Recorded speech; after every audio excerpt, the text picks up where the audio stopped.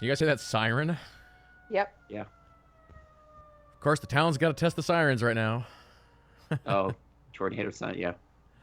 Hey, everybody. Welcome to our continuing coverage of E3 2019. How's everybody doing? Show's Good. actually going to be starting here in just about 30 seconds. Howdy, chat. Welcome back, Alise and JT. Welcome, welcome. Good to be back. Got my coffee, ready to go for PC Gaming Show. I'm Yeah. drinking Mountain Dew for the one and only time. Yep, this one's usually pretty interesting. So they usually show a lot of games at this one too. So we'll see what they got. Rapid fire, usually. So be prepared to be overwhelmed, watchers. This is the PC I'm ready for my Gaming more Show, Shark a RPG. celebration of the most vibrant gaming platform. I'm saying the Next word of 2 this show, hours, instead of you'll Battle see Royale all like new last year, gameplay it will footage, be trailers, couch and co-op. interviews. Taking the stage today are first gameplay footage for Vampire the Masquerade, Bloodlines 2, Borderlands 3. Actually, going to show Borderlands 3 the reveal again. of Evil Yeah. Genius 2. Yeah, I did see that on the Oh, that Oasis. was gonna be good. 2 new games from Coffee Stain Studios, Griftlands, Planet Zoo.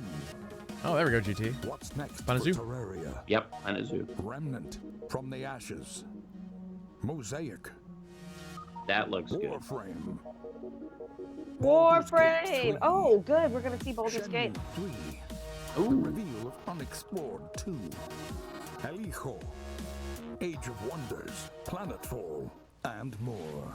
And now your PC Gaming Show hosts, Day 9 and Frankie Ward. Okay, I just turned it up, chat. Let me know. Yeah, I don't know what the deal is going on with Twitch and their coverage when they are broadcasting these shows. It's been really quiet. Yeah! Yes! We're so happy you're here today. We have a great show for you lined up. We got 30 games that we're going to be showing off. 30! Some of them will be updates to existing franchises and titles. Others will be exclusive world first looks. Y'all ready? Are you ready? Well, I first want to thank our sponsors for helping make this event possible. Without their support, this event would not happen each year. So thank you so much. Thanks to you for coming out. It's 10 a.m. in Los Angeles. Happy Monday, everyone. Best day of the week. Hello to all of you up in the balcony. And of course, thanks to you tuning in live from all over the internet, YouTube, Twitch, Twitter, Facebook, wherever you're tuning in from, welcome. We're happy to have you. My name is Day 9. I'm one of your hosts for this event. Joining me is the fantastic Frankie She's done. Ward. Hello! Oh, thank you very much. Thank you, Sean. Hello, everyone. Now, for you guys at home, for the first time, whatever platform you're watching on, we are going to be pulling your clever comments. Just remember that. I said clever comments from Twitch, Twitter, YouTube, and Facebook throughout the show, making you famous on the internet, on the screen. We're going to be sharing them live. And one of the things we're especially looking for are your questions for the Borderlands 3 team, because, Sean, you've got a mission to put their questions to the developers later. That's right. Midway through this show, I'm going to be asking those questions to the creative director of Borderlands 3. Use hashtag PC Gaming Show, and we'll read them Ooh, live. do we want to put in a Until question? then, let's start That's very the cool. PC Gaming Show with our very first title from UK developer Rebellion. Several years ago, they announced that they were working on the follow-up to Evil Genius, a real-time evil layer simulator. And now, Oh, yeah. Rebellion is ready to reveal its nefarious vision for the project. So, PC Gaming Show, who's ready to stroke a cat menacingly? Here is.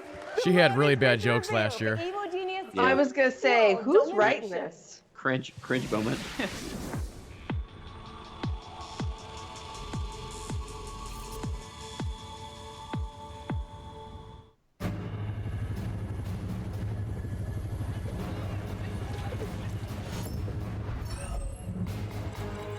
Is this like a building game then? Yeah, real-time strategy for a layer and stuff. It's supposed to. It looks really good. Yeah, the name sounds familiar, but is this like a sequel or a second one? Or Yeah, it's a That's sequel. what they said is a sequel. Yep, second one. They said a follow-up to their Evil Genius or something. Oh yeah, the chat's wondering to go full screen.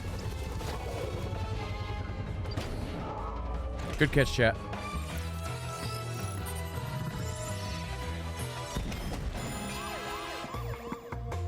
got great potential. I've never played the first one, but I like this idea. Looks like a Pixar movie. It does. Which is pretty cool.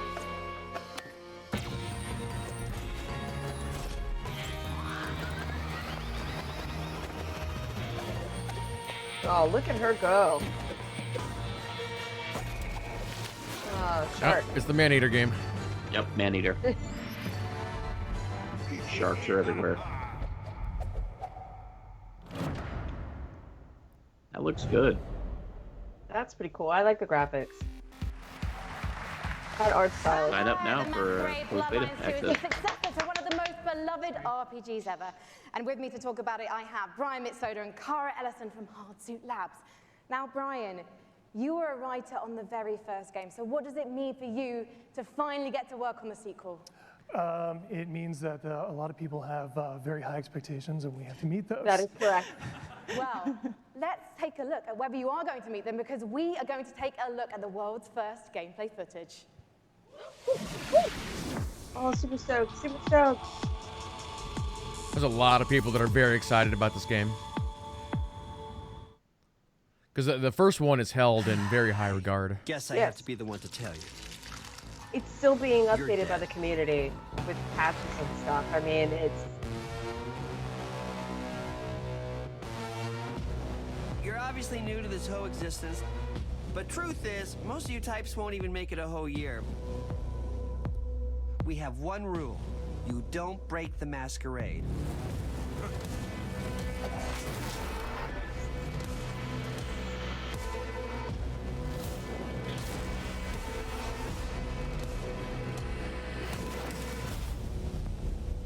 The city. We're all fighting over scraps here. Welcome to the first day of the rest of your death. Having fun yet? First day of the rest of your death. Having fun yet?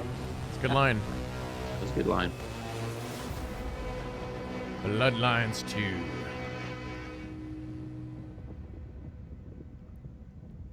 That's Paradox. What if they put that around Cyberpunk? I really would have What liked does to it see mean more to be than a that, vampire but- in this world?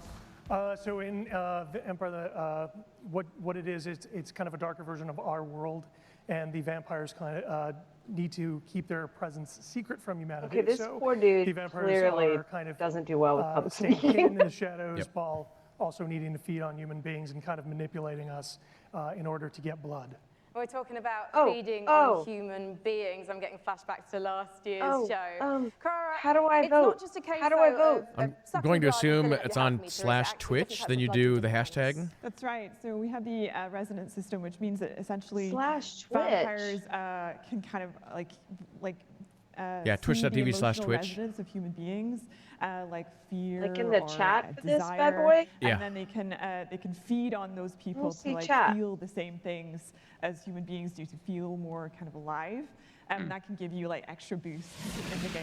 And there were some really interesting characters in that trailer as well. What kind of relationships are we going to be forming with them as Do the like a player? hashtag your one. Well, very fragile, very volatile relationships, very mature relationships. Can so I it's vote gonna be Toreador? A fun time. I want to try And one thing Toreador that this was really time. intriguing to me when I was learning about this game is you don't just get bitten and turn into Nosferatu, Dracula, or Brad Pitt. And to be honest, I think you should maybe put Brad Pitt into the game, because then I'm definitely playing it. You actually have to adjust to your Ditto? environment to becoming a vampire, Tara. That's right. So essentially, in Wish the they'd game, do full when screen you were on the made actual as a gameplay vampire, stuff that's going a on sort right of, now. Yeah. a very young vampire, a lot of other vampires are made at the same time in this thing called the mass embrace. And that means that essentially they're having a less lucky time than you in the world. You're having a relatively good time compared to them because they don't know what they're Can you show doing. me They're going the through vampire alpha gameplay, puberty Brayden? on their own, and you might have a family, you might have, say, a wife and children, and you are morally there we go. objecting to drinking blood to survive, and so you might have a less good time, let's say, than the player is having. So you can find them throughout the world as well. And Brian, the first game came out in 2004. You've been waiting 15 years for this. Any pressure? Yeah, tons of pressure. But yeah, we're going to make it worth it. Well, you know what? I think there are people around the world watching this, and of course the audience here, and they all can't wait to play this game. Can you wait, guys? No. I don't think people understand, but when this So I game think you came convinced out, everyone like here the now. only When are we gonna be able RPGs to really play there the were game? of this kind were all like We're medieval going, things. Q1. So for it to next be year. set in a city When that's can an we learn more? RPG, classes, Bloodlines2.com. Thank you it so was, much, that's Brian why it and was Kari. so Good different. luck. It Give it had up, modern guys. music, and it had like modern language, Now, slang have you stuff. ever It wanted just, to play Dwarf Fortress in space? Starmancer is a space station sim from Ominux Games and Chucklefish. Starmancer, I think we've After heard a this one. catastrophe on Earth, humanity has launched a desperate attempt to find refuge among the stars. Your task is to manage a colony capable of sustaining life, crafting components, controlling colonists, and sending out crews to mine asteroids. But when you're living in space, there can be big consequences for even the smallest mistakes. Let's take a look at the brand new gameplay for Starmancer. Dwarf Fortress, I've heard that game's literally insane because it's so complex.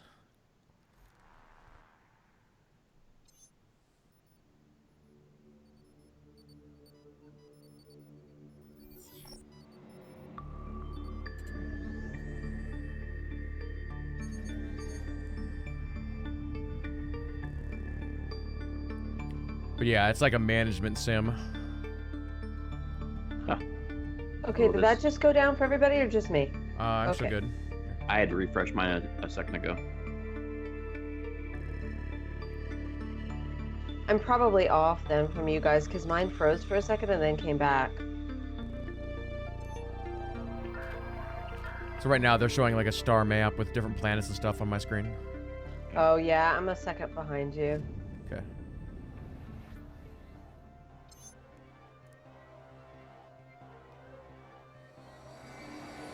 And I refreshed and got a commercial. Like another RTS then, right? Somebody killed our citizens. That's okay. We'll grow more. There's been a glitch. Starmancer. Nice.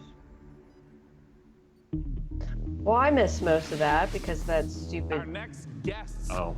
both Ed. started as modders, and now they each And independently it just run froze their again. own studio. Let's welcome to the stage from Tripwire, John Gibson, and from Torn Banner, Steve Piggott. Hey, Sean. Can you guys hear me? Yeah. Yeah. Now I understand. Both of you started as modders, working independently, running your own studios. Talk to me about the collaboration that you started together. I'm still Yes, frozen. Steve. So, I assume it's we've still known going. the Torn Banner guys Yeah. for a long time, even giving them some advice when they were modders, going commercial, helping them not make the mistakes that we made. And we've been friends, and we've always wanted to work together. And now we've sort of formed this independent, former mod team, professional super group to get an awesome game out to fans. Yeah, and for us, this is a dream partnership as well. We've always been really close with Tripwire, and we really respect their games. We see them as one of the About few a couple studios devs that's bringing from true Tripwire. innovation to the Yeah, FPS they're talking genre. about And Chivalry that's what we're all II. about as well. I just take a look. refreshed This and it upcoming came back. collaboration between Torn Banner and Tripwire. We're having storms out here, so that might be part of the problem for my end. Yeah, we had some blow through earlier today. That's what I'm getting, I imagine.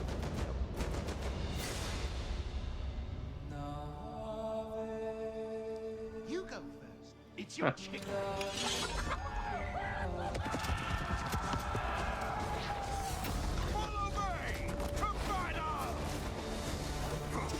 I assume this is like an Age of Empires kind of thing. No, it's actually a first-person PvP hack and slash. It almost looks like Mordu that everybody's been Really? playing on Twitch. Yeah, I think that Mordau is actually gonna be the replacement for this. Oh, Chivalry II, yeah. But this game Mordau. kind of invented that, though. Yeah. The first one. So, wait, that's going to be the replacement for this, and this is not coming until 2020? I think that game's just better, is what I meant. Gotcha. Ooh, Oh my goodness. he lost his head. Oh, talk to me about Chivalry II, Steve. They missed a, Well, Chivalry II a is moment there. They about could have done a bringing Monty players into Python. their favorite medieval homage movie battle there. scenes. And our flagship game mode, Team Objective, does that by having players complete medieval objectives like sieging castles, raiding villages, And yeah, you're really Down you're in not the just crawl, I saw going the and word standing in XCOM, an and I was like, area wait, and then what? a bar fills up. You're there? like you said, burning houses, killing peasants, you know, yeah. playing as peasants, getting killed. It's really about letting the player experience every iconic moment of the era. And on top of that, this time around, we've increased the player count scale to about 2.5 times what the previous game was, the 64 players. And on top of that increased scale, we've added horses, which really allows us to add a lot Lots of of drama to the comments game about and bring Vampire the Masquerade experiences Bloodlines like too. the Battle of the Bastards from Game of Thrones. Don't worry, we'll ignore the last season. Just Battle of the Bastards is going to be in the game. Yes. All right, so I want to ask about the swordplay element to Chivalry 2. I mean, I know it's a really critical element. And again, it's like Mordhau already has all this this. time around, we've completely revamped. I mean, we really view what we're doing here as bringing a true sequel in every sense. Yeah.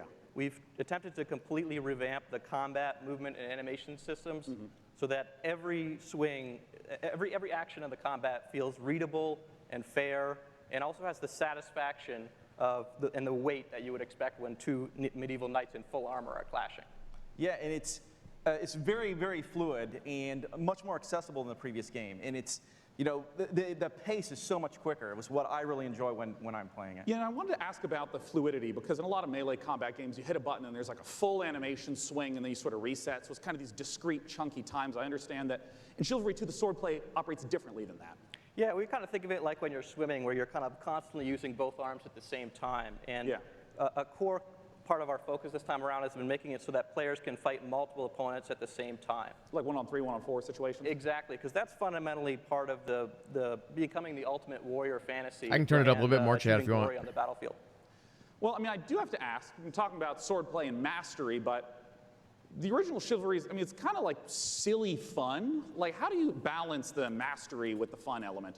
Yeah, our goal has always been to make it so that players can take the game as seriously as they want to and also as silly as they want to. We know that probably about half our audience plays the game drunk, and we love that. At least half. Yeah. That's an important metric to track. And the game has a huge influence from Monty Python There you as go, well. Elise. I mean, in the over-the-top voiceovers, Mention the and Monty role-playing Python. opportunities. I mean, the game is genuinely hilarious. As an example, you can beat a man with a chicken while quoting Shakespeare. Wait, what? Like, so like picking up a chicken as a Yeah, weapon. physically that might buffing it to death. sold me. I Well, can that's beat a man with a excellent. chicken. Well, I mean, I have to ask, when can people get their hands on Chivalry 2? So Chivalry 2 is coming out early 2020, and it's coming first to the Epic Games Store. Oh, look forward to checking it out. First Early mention of the 2020. sponsor. Gentlemen, John Gibson and Steve Piggott with Chivalry 2. Thank you so much. Here's your bonus for mentioning us. Yeah, We are there you just go. getting started here There's at a the guy PC right off the Gaming edge Show. of the Let's take stage a just look at handing what's out coming money. up next. You're watching the PC Gaming Show.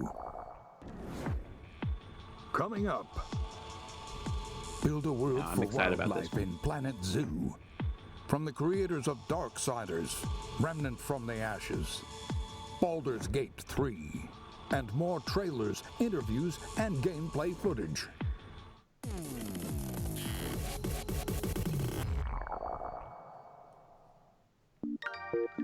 I was muted. Did I just hear there's... Oh, we have commercials, right?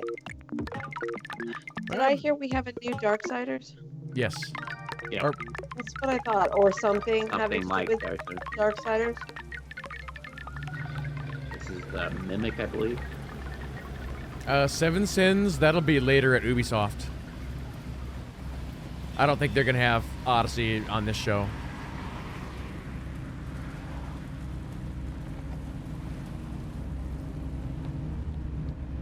Yeah, that's 3 p.m. Central Time for the Ubisoft.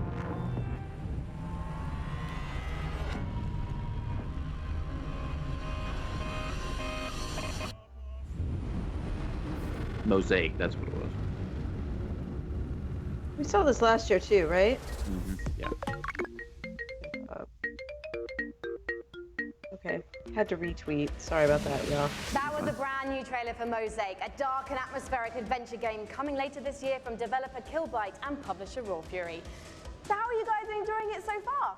There's been some swords, some space stations, vampire puberty. We're listening to your reactions to the PC Gaming Show throughout the entire broadcast, no matter what platform Vampire you're watching puberty. and ranting on, so keep them coming. Our next game is a Is this ghost-themed wrong multiplayer somehow? hide-and-seek game inspired by a popular mod. Charge up your proton packs and get ready for Midnight Ghost Hunt. Oh man, she said proton packs. I know, right?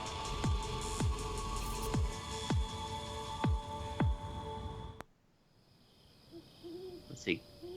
When the night falls, Copy Saint's supposed to have what, 2 games? They said. I think so, yeah.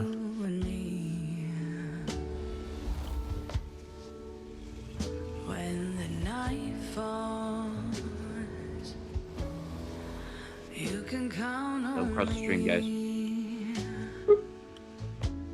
Oh yeah, there's supposed to be a new remastered Ghostbusters, right?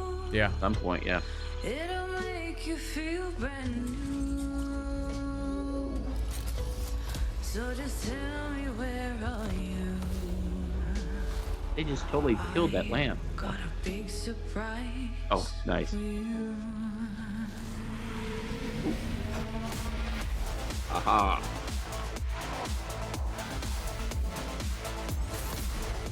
So is this going to be another one of these games where it's one person is the ghost controlling all the ghost things, and then you have a team trying to stop them? Yeah, what Looks was like it's that 1v4 thing. Right. Yeah. Yeah. This was on trying to think of Steam. I wasn't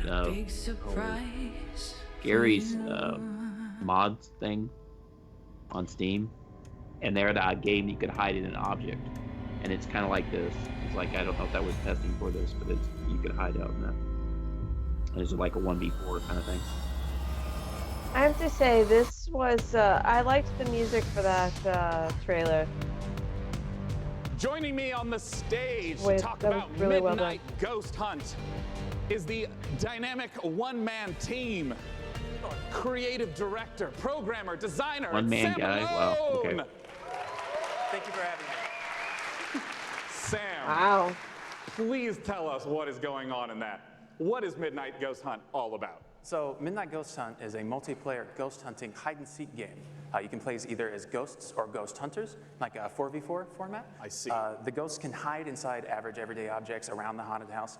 The goal is to look like harmless furniture, but on the inside, they're not so harmless ghosts as you saw. Oh, so it's and if I'm 4v4, not understanding correctly, 4v1. it's not about So all of those hiding as different a ghosts lamp were different to try people? to assault Yeah. and take out a hunter. It's actually, you would do that so that way you can keep running away and continue to hide. Exactly. So the main objective of the ghosts is to try to stay hidden as long as they can until the time runs out, until the clock strikes midnight. Midnight being kind of the hour of the ghosts, basically. They can fight back if they like, but in general, they want to try to hide. But if there's a hunter kind of off by himself, he can quickly just hit him in the back of the head and knock him out real quick, and he has less hunters to deal with at that point. See. Well, what's the identity of the hunters? I mean, when seeing furniture flying all over the place, what are the hunters doing? So the hunters, it kind of can be divided into 2 different segments. The first part of the game is kind of almost like a detective game because they're sort of trying to figure out where the ghosts are hiding because it's not really obvious at first glance. So they've got gadgets like a footprint tracker, they've got like a radar like you saw, to try to narrow down where in the haunted house these ghosts are hiding, basically. This could be As soon as interesting. the first ghost is found, though, it starts getting a bit more chaotic. gonna say that could be ragdolls fun with flying everywhere, friends. and they have that cannon to really try to smash the ghosts into pieces. So those are kind of the 2 aspects of the ghosts. I see. Well, talk to me a little bit about the inspiration for Midnight Ghost Hunt. I understand it's based on a Gary's mod called Prop Hunt. That's what it was, Gary's mod. That's definitely a big inspiration, but the big twist for us is that the props fight back. You saw the furniture, they hurl themselves at you. Yeah, in the they Gary's knock mod, you you out, could they only send you flying. hide So it kind of the almost becomes like objects this and then action run hide away. and seek sort of mashup.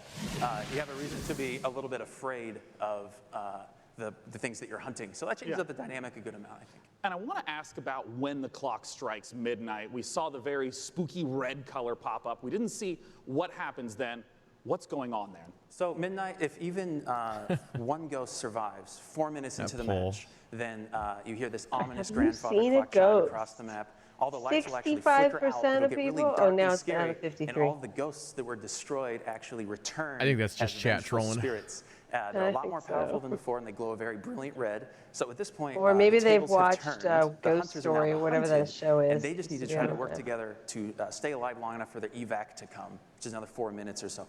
Usually the ghosts win when it gets to midnight. Are you talking about like 90% of the time? Like they'll wind up 9, something yeah, like usually that? because the ghosts are so overpowered at midnight. Right. The hunters are doing whatever they can to try to prevent midnight from even occurring by destroying all of the ghosts and clearing the house, basically.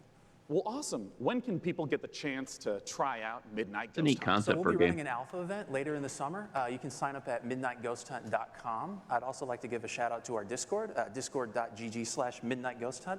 Later in the summer, we'll be giving out keys on our Discord as well as on our main website. Well, wonderful. Ladies and gentlemen, Sam Malone from Vulcan Okay, Sky Games. I don't know how For our next sustainable title, individual we got Frankie up in the Discords for balcony, and if I every understand correctly, like Frankie, game that's this going to is come a out sequel. between now. You do for understand correctly, Sean, yes. Yeah. It's a big sequel Know how to a that small happens. indie game. Unexplored 2 is a procedural adventure, a roguelike that challenges you to fight, to be clever, and to Our first solve its roguelike? mysteries. Explore a beautiful world, engage with its creatures, and befriend its people. Search for magic lakes and ancient statues until you die. And die again. This is Unexplored 2. I thought we were going to have a ton of these roguelikes.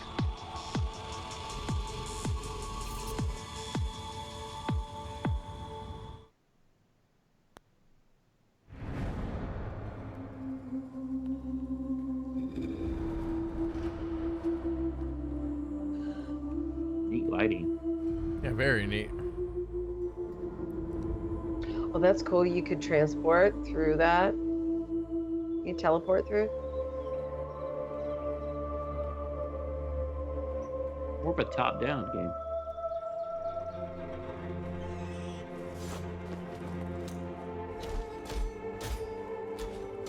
You got wrecked.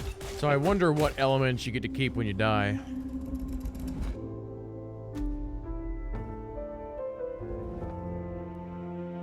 That is a huge map.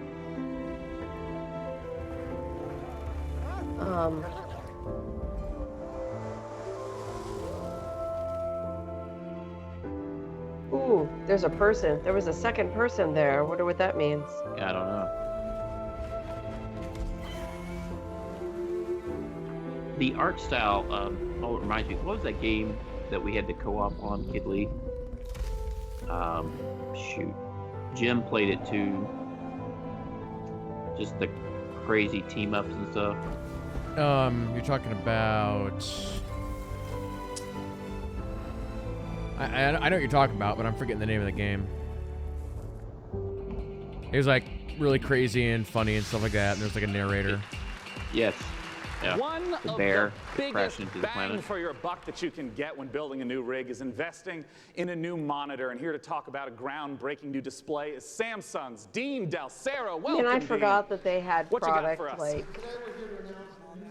Actually, the funny thing is last year they didn't, but all the previous let's take years a they look. did. I wonder if they needed cash. Didn't get enough cash. Yeah. Pit people, that was it. Yeah, there you go.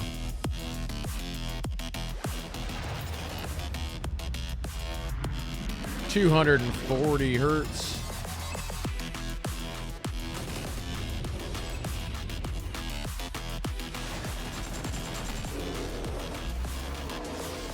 Well, shoot, the monitor that I have right now is considered one of the best out there at 165. Our first G-Sync little flip there.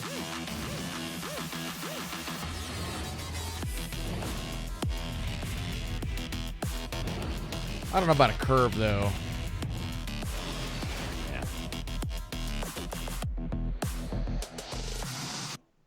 Yeah. Or Knox, does it make coffee? Dean, we've seen the video, and I got to start asking. Talk to me about some of those juicy features and specs. So it's a 240 hertz curved gaming panel. We believe it's a world first. So you have lag-free and tear-free performance. And we think that the curve, it's a 1500 R radius, is going to be a very immersive experience that you wouldn't get from a traditional flat panel. And I wanted to ask a little bit about some of the color specs. Sure, it's a 3000:1 contrast ratio, so you get those deeper blacks, brighter whites, and hopefully you'll see your enemies first before they see you in the dark scenes. You're gonna see the whites in their I eyes. understand it also has G-Sync. I saw that flash up on the screen as well. First G-Sync compatible monitor, so we're super excited about that. Well, since this is the PC gaming show and we're showing off a huge variety of games here, what are the types of games that you would expect that 240 hertz refresh rate and the G-Sync to work well with? Sure, so we think everybody's going to appreciate the speed and the performance, but ultimately, esports first-person shooters are really going to benefit. Right. Well, of course, I have to ask, not just when is it available, but what type of cost are we talking? Sure. So it'll be available in mid-July for Wow. under $400 for a 27-inch panel. So Under we 400, that's gaming incredibly lineup. a good deal. Yeah. That's incredible. When you said Because 400, my monitor is like that's $700. 27 inches. Wow. Yeah, so our gaming line will be expanded to 8 models, ranging from 24 all the way up to a 49-inch dual QHD. What was check the out resolution on that? I'm poor and I have gaming240 or see some back in the room under for more info. Yeah, that's right. For any in the audience, it's there. monitor. You can go there for it. It is not 4K. It's not 4K. Not for that price point. Good point. Well, I want to let you know that we have all sorts of great presentations and games coming up. Let's look at what's coming up in the PC Gaming Show. Stay tuned for more 1080. announcements, trailers, and never before. I'm gonna get- If he's I'm gonna making guess- a joke about it, it's not at that Gearbox price answers point. burning questions Yeah, about I'm- Borderlands 3. I'll guess it's 1440 The or next maybe game something a little bit from different than Play that. Entertainment. Get ready to rip the galaxy a new wormhole in Valfaris and more. I'm only doing 1080p gaming, so I didn't need a expensive monitor. And now the PC Gaming Show presents What's Next from Funcom.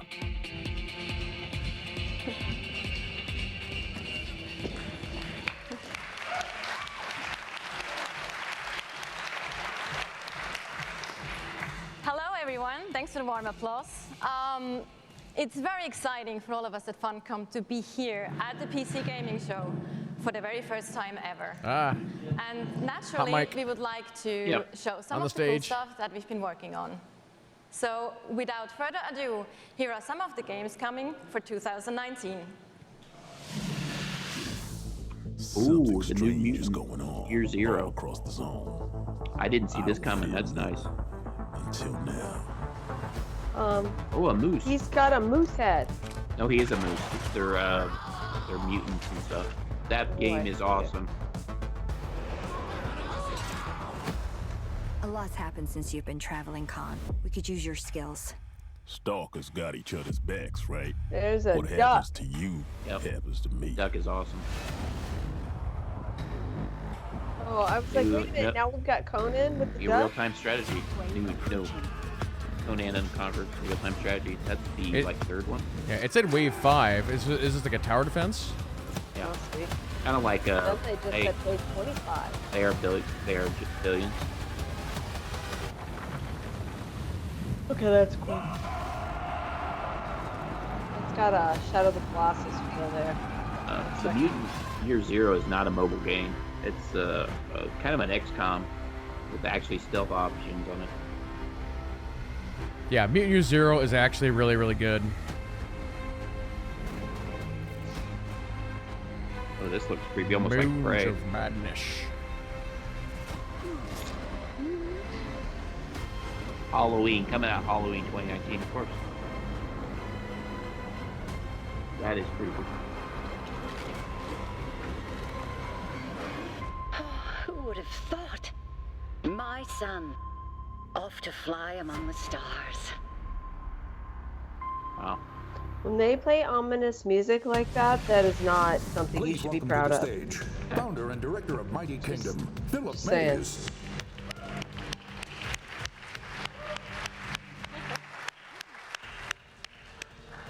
So yeah, at Funcom, we've been doing our own games for over 26 years now.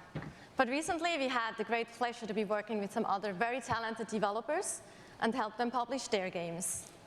And on that note, I'd like to introduce Phil Mays.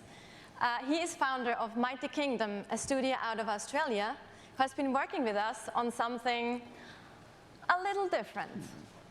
Thank you, Natasha.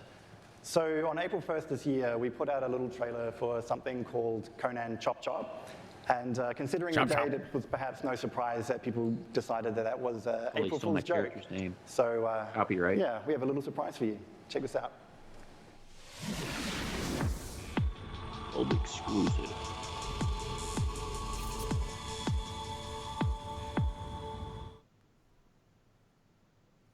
Inappropriate for children, and the name is Conan Chop Chop. I am That's a Conan afraid. game. Yet. Okay, this is a Conan cooking game, right? That would be. Arnold teaches you how to cook. Oh, that looks good. Is he gonna be naked is the question, because that was the big thing with the Conan MMO, right? Yeah, it looks like a 2D like Zelda game. He's mobile. I don't think it is mobile. The movement looks very quick. Which usually games that are like this, the movement's not that quick. That's interesting.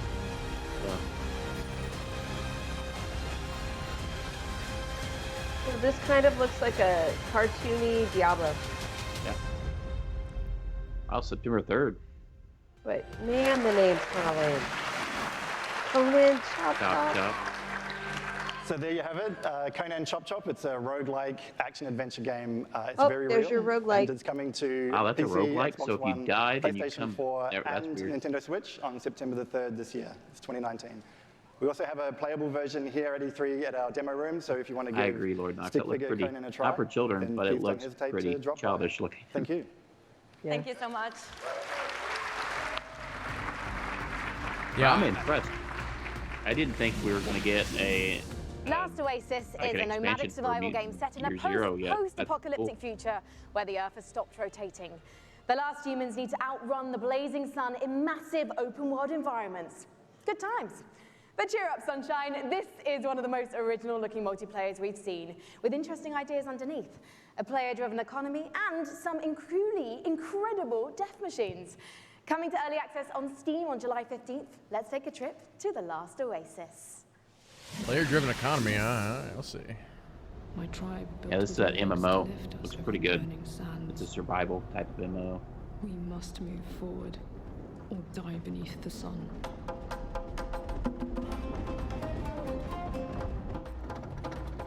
Okay, this is giving me a little bit of like a Mortal Instruments.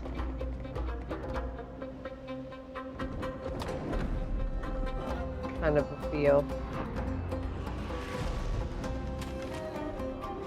Yeah, if it's just another open world survival game, there's so many of them out there. Yeah. It's like there's a new one every 6 months, and then everybody on Twitch goes to it, and then it's good for like a month, and then it's dead. Yep. I like the idea of the vehicle stuff and the vehicle combat. That's kind of cool. Yeah, that's pretty neat. I mean, that's the danger, though, of having Twitch be your vanguard for games. It's good and bad, but if it's not new, then...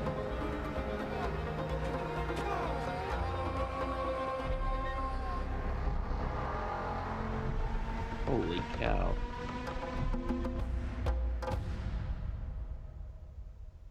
September 3rd, another one.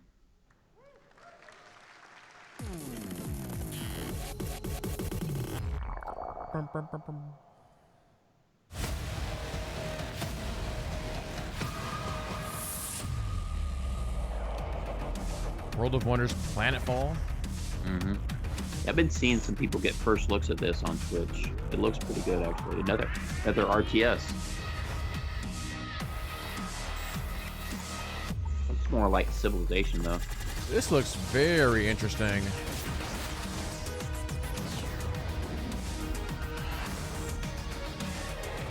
This is an RTS game, right? Is this what it kind of looks like?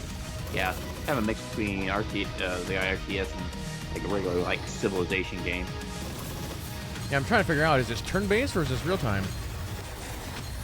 I'm not sure. I can't It's tell. turn-based because it said make your turn count, so I assume that means it's there you go. turn-based. So then it's more like Civilization, probably. But kind of good. I like more of the sci-fi Civilization. The name of the game is Age of Wonders Planetfall, a 4X strategy game. And joining me on the stage to talk about it A 4X, is the game really? director Leonard Sass and principal gameplay developer Tom Bird. Welcome, guys. Hi. Good to be here. Thanks. So, Leonard, just give us the gist of what Age of Wonders Planetfall is all about. Sure. Age of Wonders is a turn-based strategy game where you play as one of the survivors of a shattered galactic empire. At the start of the game, you choose or create your own faction. Yeah. That was my Paradox. The Vanguard Expeditionary Forces, who are in cryosleep when everything This went is to the hell. other big one from Paradox. There's scavenging cyborgs, or the It's probably Amazon gonna be really good bioengineers then. who ride dinosaurs into battle. Yeah. You know, I want to ask, because there's a pretty broad range of 4X strategy games, to give a sense of what the gameplay is, I just want to start from the beginning of a game. What happens when you first land on the planet? Well, each race has their own spaceship. The spaceship comes down onto the planet. I The was planet muted. is where the entire game takes place. To be And that fair, spaceship will then Paradox transform is into your just capital publishing colony, where your Vampire the entire Masquerade. They're empire not actually begins as a sort of developing attempt it. to take over the world. Around you, you've got a number of sectors, and each of these sectors has a little story. Well, not most of them. So maybe you'll find a genetics lab, which is still full of horrible mutant creatures, an entertainment complex overrun by horrible robot monsters, a temple with holes in the sky and horrible demons who come and get you. It's going to attack you, Sean. And I did see in the trailer dinosaurs with lasers, correct? Dinosaurs with lasers. Perfect. Cats with lasers. No, sorry, no cats with lasers. I'm so sorry to disappoint all of you. No cats He with said lasers. no I've settled cats with dinosaurs. lasers? You know, I saw Dang the it. expansive tech tree show up in It's the gonna game be a briefly, and I know trash that game, then. growing resources and tech is a huge part of strategy games. How does that function? Right, so part of these tech trees come from your origin race. They sort of represent the past of where you came from. They include new units, new modules for your units, like jetpacks for your troopers, orbital laser cannons you can launch from space, social doctrines, it's not all about war. And then the second part of your tech tree comes from your secret technology, and that's all about the future of your faction.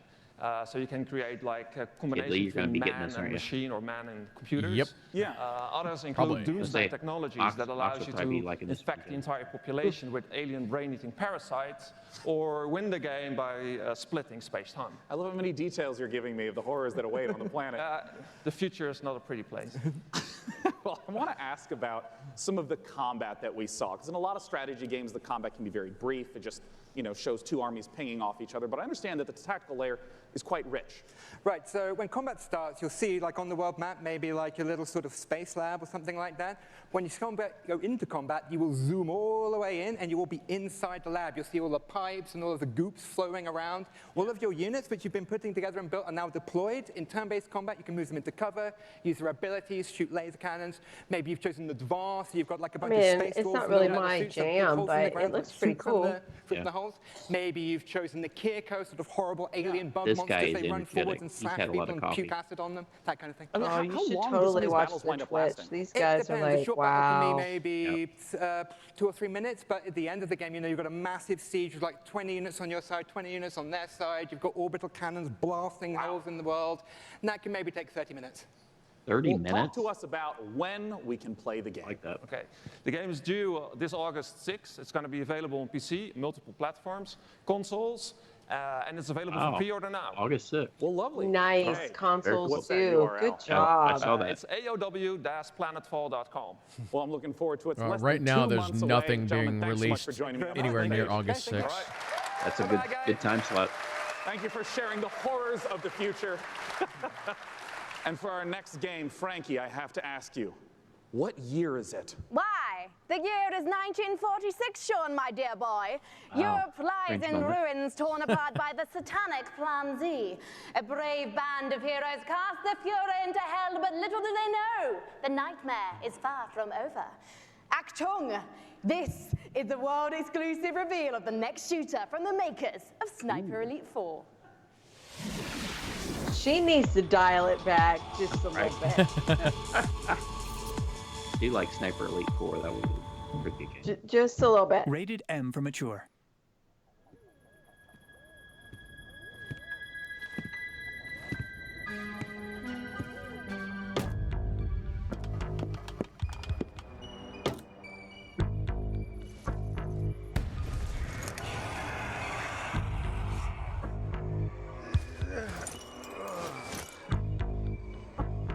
Oh, a zombie game. Good shocker. Shocker, right?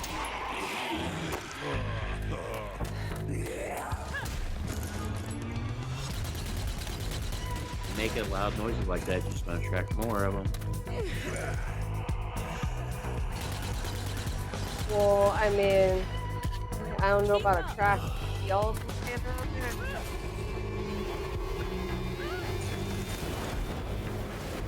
Aw, somebody just saved the day. Got them up.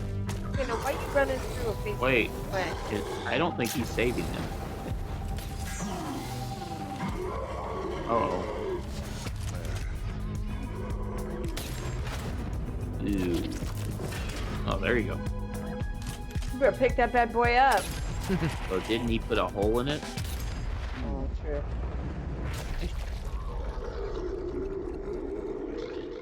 Sniper Elite does the X-ray thing.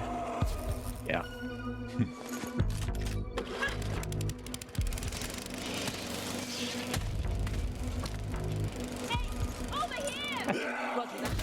Just die. Come on, let's go.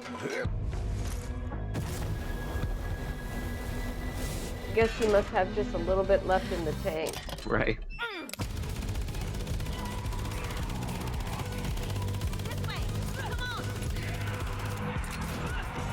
So is this going to be like a Left 4 Dead in the Sniper Elite universe? Yeah. She's pretty strong. She just picked up that gun like no problem.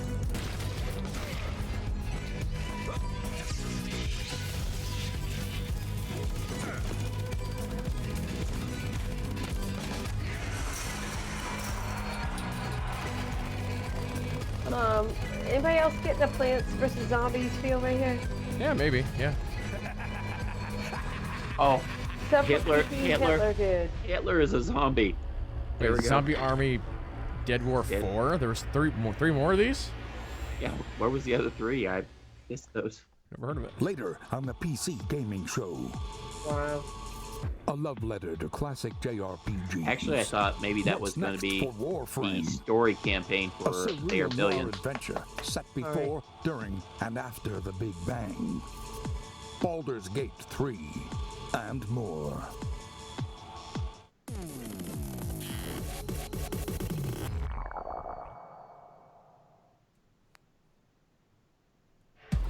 For nearly 100 years, the Root have ravaged the Earth.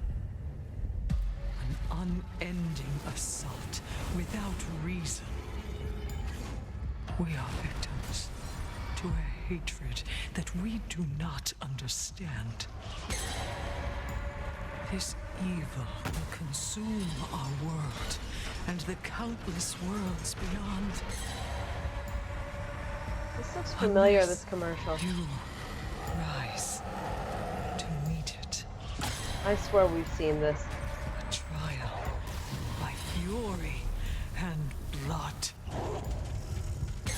You seek the source of death. No, this is not an MMO. There is crafting and stuff in it, but They are here. I watched anybody who follows Gatsby Mexican on Twitch. I watched Max.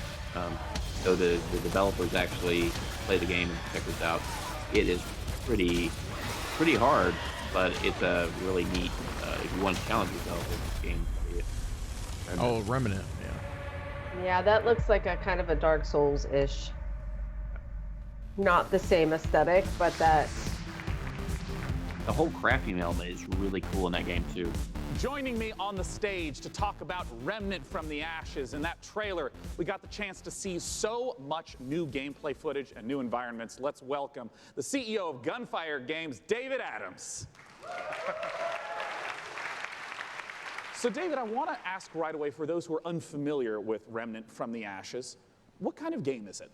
So Remnant's a co-op action shooter set on an apocalyptic Earth and across a bunch of cool fantasy worlds. And I mean, in that trailer, we got the chance to see a huge variety of different environments. Like, what are these different places? Who's the player in this story? So as a player, you're on sort of an Odyssey-like quest to save the world, and we really wanted to have a bunch of different cool locales that you go to just to experience a bunch of different stuff. And you start on Earth, but it rapidly changes very quickly as you get into the game.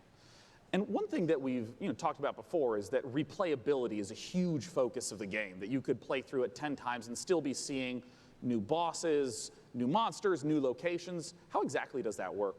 Yeah, I think one of the coolest features of the game is the dynamic generation system. So we generate the maps, the enemies, the quests, NPCs, bosses, everything. You've built those all by hand, right? Yeah, it's all hand scripted, but the system takes all the pieces and stitches it together. So you might play the game and come into work and say, hey, I talked to a giant tree and fought a dragon boss, and I'll be like, I met a guy in a helicopter, an old guy in a helicopter, and killed a tree ant. And we'd have completely different experiences playing the same game. I would not come into work talking about that what all the because possibilities people are. I work with you can are play the game over and over again to see the stuff. You can jump in your Not friend's all of them. world to experience the content in their world, and that's The a big vast part majority. of the game, just jumping in and seeing what you get. Well, I want I to think ask that's kinda about cool, loot, actually, which by is, being I understand dynamic a big like that. part of the game. How does it function alongside this ever-shifting gameplay experience?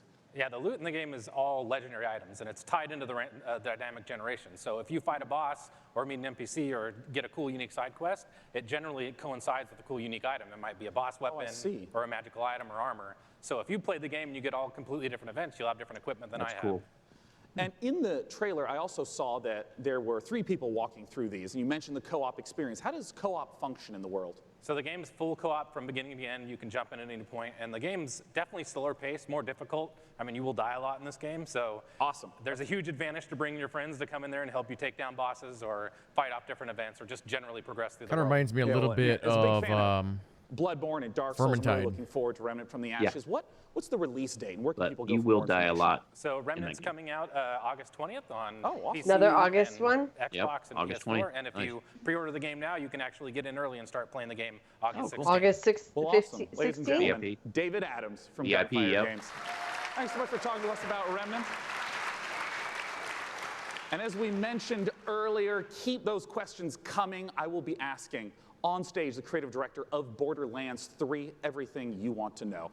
Doesn't matter what platform you're on, just use right now we got hashtag WoW PC Classic Gaming Show. on And August until that time, 27th, let's Control talk August about our next 27th, title. Astral Chains This one August was 30th. announced 2 years Super ago excited at the to see PC Control. Gaming Show Yeah. here. It's a game from Clay Entertainment called Griftlands. It's changed quite a bit in the last 2 years. It's now a deck-building roguelike where you don't just fight, but you also negotiate your way through a broken-down sci-fi world. The word It's of gonna the be year available on the Epic this Game Store in one show short is month on roguelike. July Roguelike, 11th yep. in alpha. Let's take a look at some Funny of the thing is, footage we didn't of what we'll really be playing. hear too many roguelikes until today. Clay usually does pretty good stuff. Cell shading. Oh, I like this.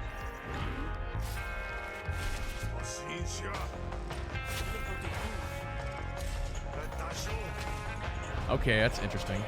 That is I like the negotiation part.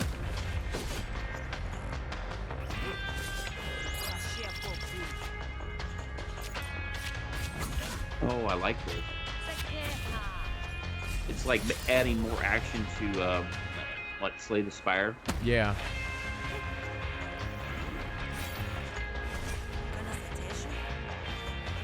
Very interesting. I like that. Going in the same place and all the different options that could happen. So now you get all these people to help you.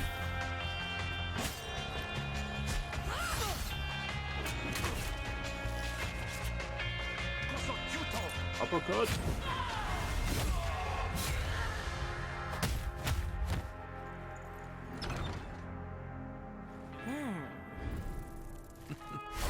Very cool.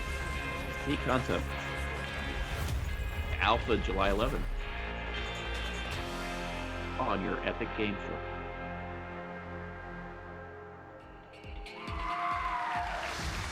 Planet Zoo is the latest game from the makers of the brilliant Planet Coaster. Please welcome Piers Jackson and Lisa Bowens from Frontier Developments.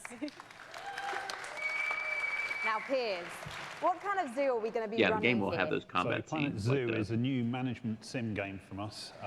It involves you building and looking after a modern zoo, and you get to look after the most authentic animals we believe you've ever seen in a video game. Each of our animals are unique. They have Are you their saying own my needs, dinosaurs their aren't own authentic? desires, and their own behaviors. They interact with each other and react with the world that you build around I've never them. played one of And these today, games. I don't for the very get the. first time, we're really excited to be able to show everyone here our I guess I'm gameplay not video into and to announce our building launch date. builders. Fantastic. Let's buy the You'll see world's gameplay. largest There's family also a pass big and take focus a look on inside. conservation in this. You actually re-release some of the animals into the wild again, which is kind of cool. Yeah, funny Alise, I put 80 hours into Jurassic World Evolution. I still haven't I started mean, that game. hey, I want you to. go.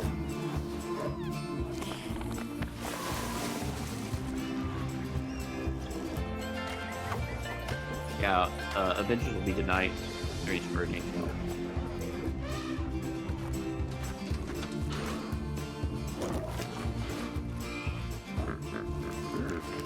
And I guess on this poop?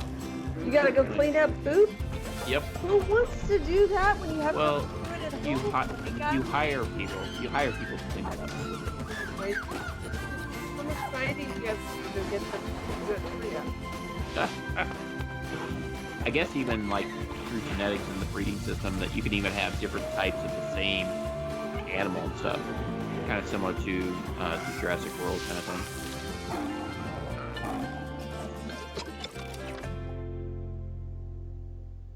November 5th. Lisa, I love some of the animal shenanigans here. I mean, hippos pooing. Yeah. Adorable baby elements. It's absolutely brilliant. I can't wait to play it. But So before she we goes saw the straight trailer, for the hippos here's mentioned pooing. this is a modern Like zoo. right out What the door. exactly does that mean? So nowadays when you go to the zoo, you're not really? just going to see all the lovely, pretty animals. You go there, you want to be, learning about conservation, you want to learn about the research that they're doing, you want to be educated. And these are all things that you're going to be able to do in Planet Zoo. And these ideas of the modern zoo is really what we take to heart. And we're going to be promoting, the health and the welfare of your animals as the most important thing to do. I think your daughter would love When this. can we see more gameplay, and when are we going to be able to get our hands on it ourselves? So we're obviously demoing the game all this week at E3, but most people aren't going to be able to see that. So we've recorded our presentation. Lisa's done a fantastic voiceover for it, and we'll be releasing that onto Frontier's YouTube channel. That goes live this Friday at 11 a.m. Pacific time. Well, fantastic. I cannot wait to watch. Thank you so much for joining us, Piers and Lisa, everyone. Yeah, there's no fighting animals in that one. Special guest all the way from Japan. Just let all the crocodiles loose. There you go. Please welcome to the stage gaming industry legend and Shenmue creator, Yu Suzuki. Shenmue got delayed again. That is right. Ladies and gentlemen, joining me on the stage is a legend of Japanese game development. It's Mr. Yu Suzuki. Hello, everyone. In addition to being the brains behind the following games, Hang On, Space Harrier, Outrun, Afterburner, Virtual Racing, and Virtual Fighter, Yusan also created the Shenmue series. And he's here to talk about Shenmue 3 right now. Take it away, Yusan. Wow, even though it's not out yet, looks like we're going to chit-chat about この it. 場に立てて光栄です。I am so honored to be here standing on the stage today. それと20年支えてくれたファンの皆さん、ありがとう。I just want to say thank you to all the fans supporting me for the long 20 years. Thank you very much. Wait. The wait is nearly over. That's right. Let's take a world exclusive look He's at like, I can do this Shenmue part. 3. The wait is almost over.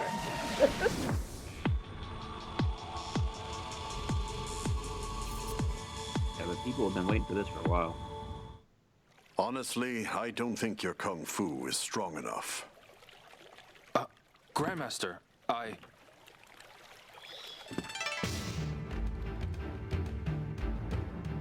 A long time ago, martial arts were banned, but humans are interesting creatures.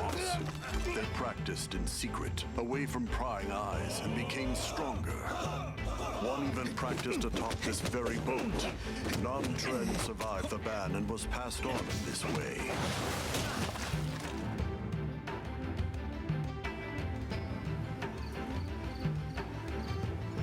Work in progress. what did you say to me? Stop it. They threaten and extort money from shop owners, get drunk Okay, by so of moon all the cause like trouble. cuts they could do, that's the one Town they is afraid of them. They are heartless. Hey, wait right there. Okay.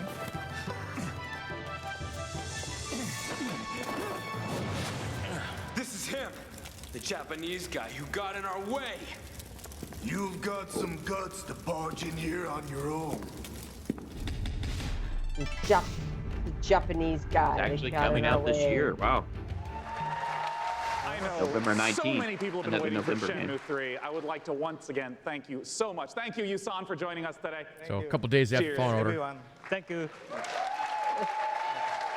Somebody just goes Now our PlayStation next 3 title exclusive. is near and dear to my childhood heart. It's based upon a game I grew up playing called Heroes of Might and Magic 2. What? Let's take a look at an upcoming collaboration between Coffee Stain Studios and Lava Potion. I love the Heroes Might and Magic series. Yep. Ubisoft owns that IP though. Which one? Might and Magic? Here's Might and Magic. Yeah.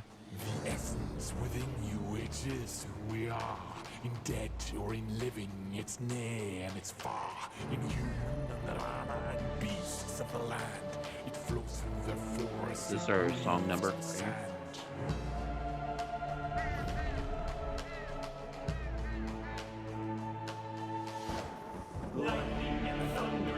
I mean, it looks pretty cool with the tiny little graphics. That's supposed to be retro, I assume. Right? I assume that's deliberate. Yeah, probably.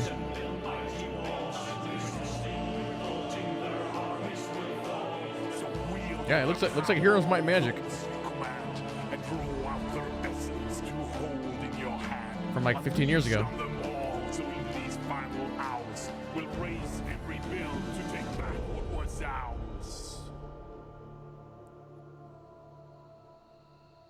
Is that tall guy with the purple staff, the one who was singing? Songs of Conquest? Oh boy, is it like a song The name based? of the Like... game is Songs of Conquest, and here to join me and talk about it is the lead designer from Lava Potion, Carl Toftfeld. Hey, Carl. Hi, hey, thanks. I mean, let's just start off. For anyone who maybe hasn't played the Heroes of Might and Magic series, what is Song of Conquest all about? It's all about, well, you kind of start out with in the town that you just saw in the end of the trailer. And from there, you recruit your wielders. It's what we call our commanders. And you recruit an army, and then you kind of send off your wielders on an adventure. And they go exploring the world. They pick up resources to flag mines. And with those resources, you upgrade your town so you can get more stuff. And that's kind of what you do. Adventure and strategy combined. Yeah, and you know, I know that part of the core loop is obviously get the resources to build up the township, but for what reason? Armies, man. Talk to me about those juicy battles. Yeah, so the battle, just like the whole game, is turn-based. So you go into combat, you bring all your troops in, and you start by deploying them, and then all the troops have different stats, like offense and defense and health and so on. And they go in initiative order, and then you slug it out, and it's a bit like chess, but instead of like pawns and bishops, you have like horned wands and face spirits. Great, and griffins and so on. Yeah, and all those things. And well, you know, as someone who just loves the Heroes of Might and Magic series, I know that you have translated a lot of the gameplay elements into Songs of Conquest, but what are some of the modern elements that you're bringing in? Well, there's a lot of it, but I mean, one of them is our magic system. We call it the essence. So basically, in the Songs of Conquest universe, everything has an essence within there. It's sort of like the soul. So your troops, they have an essence. And to do magic, you need to bring the troops with the right essence, with your wielders' skills. Oh, I see. So if you want to like make your troops go faster, you need to bring a troop that has that essence, like cavalry. And maybe to ask a basic question, what if my opponent kills that cavalry? Then you can't do the magic. So. Oh, I see. Okay. Yeah. So if you're fighting someone, you kind of have to like weigh the pros and cons of what to kill off. Like, do you want to destroy their magic or their powerful troops? Where can people go to get more information? And as always, when's it coming out? Late 2020. Oh, it's quite a ways off. Late Quite a ways 2020. off. Yeah. You can go to songsofconquest.com and sign up Good. for alpha, and then you can play earlier. Well, as you know, I'm really looking forward to playing. Yeah, I it, Carl. thought Thanks that for what they were joining going us. to do with that, with the music, as they got closer to the final town, the Now graphics our would have next like title morphed into is an more modern update day. to a popular co-op game. Let's see what's in store for Vermintide 2. They've made a lot of changes to Vermintide. It is really good. My nephew's been playing it a lot. Some of the changes they've added to it. But the latest DLC has been really good. We've seen this,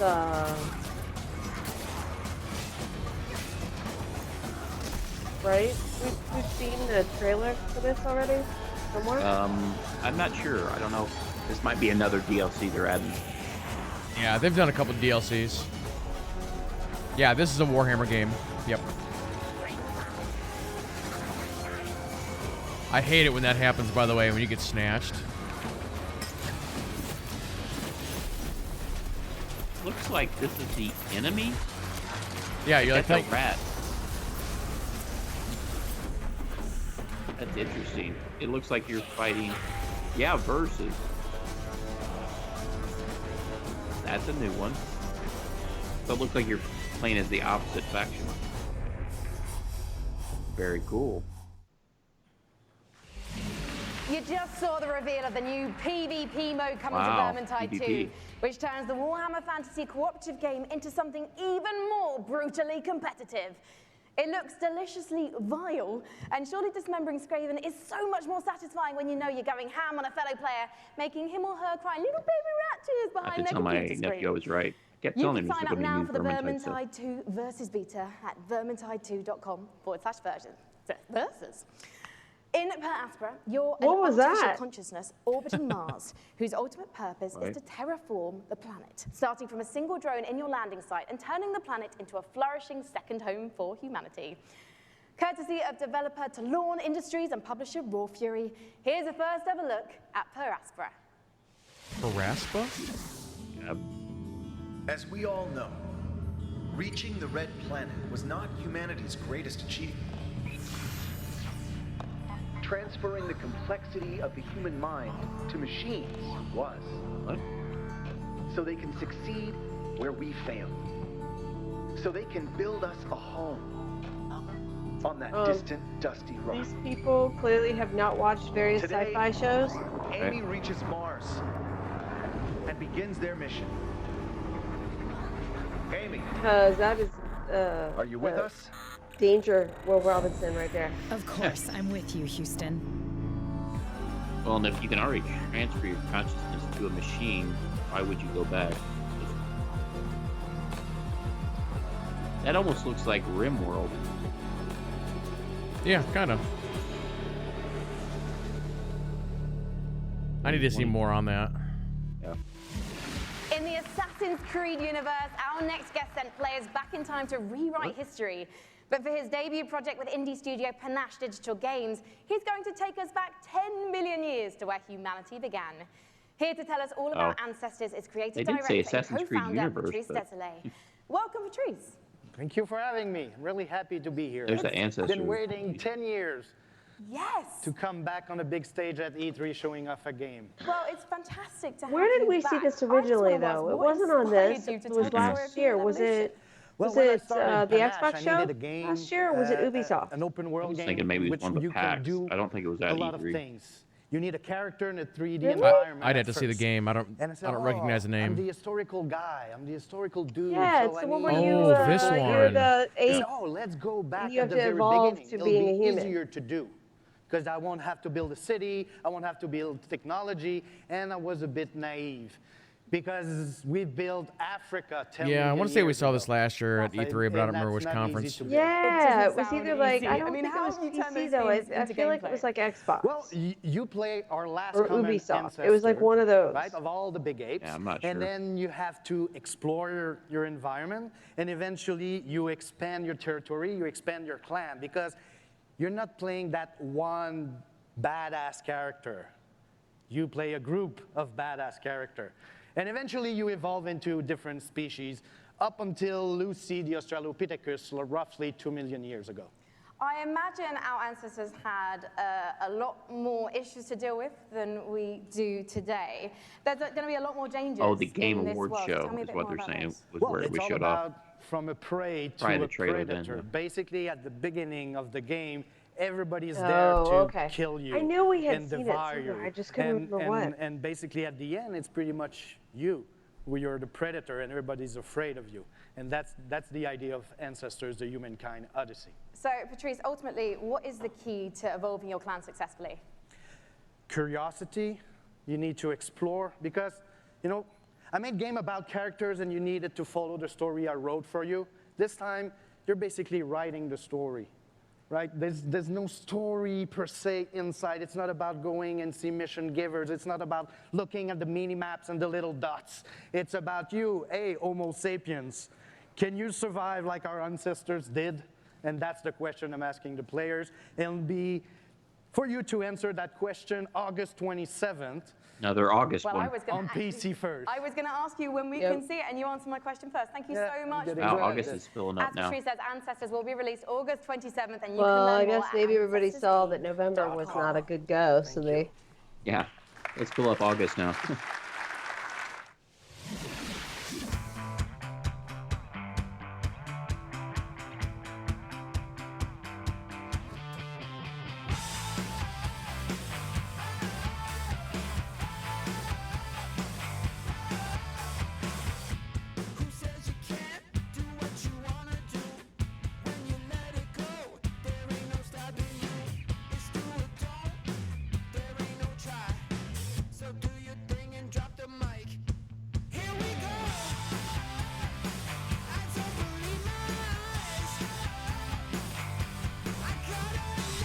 Montage, by the way. Yep. Oh, we saw this game too. That one with the bird. I think we chit-chatted about it last time. Yeah. Riftlands, that's the one I want right there.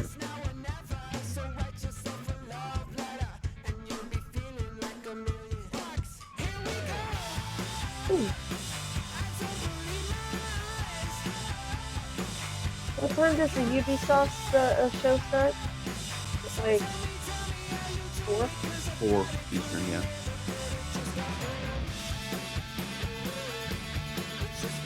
Oh, dear. That looks good.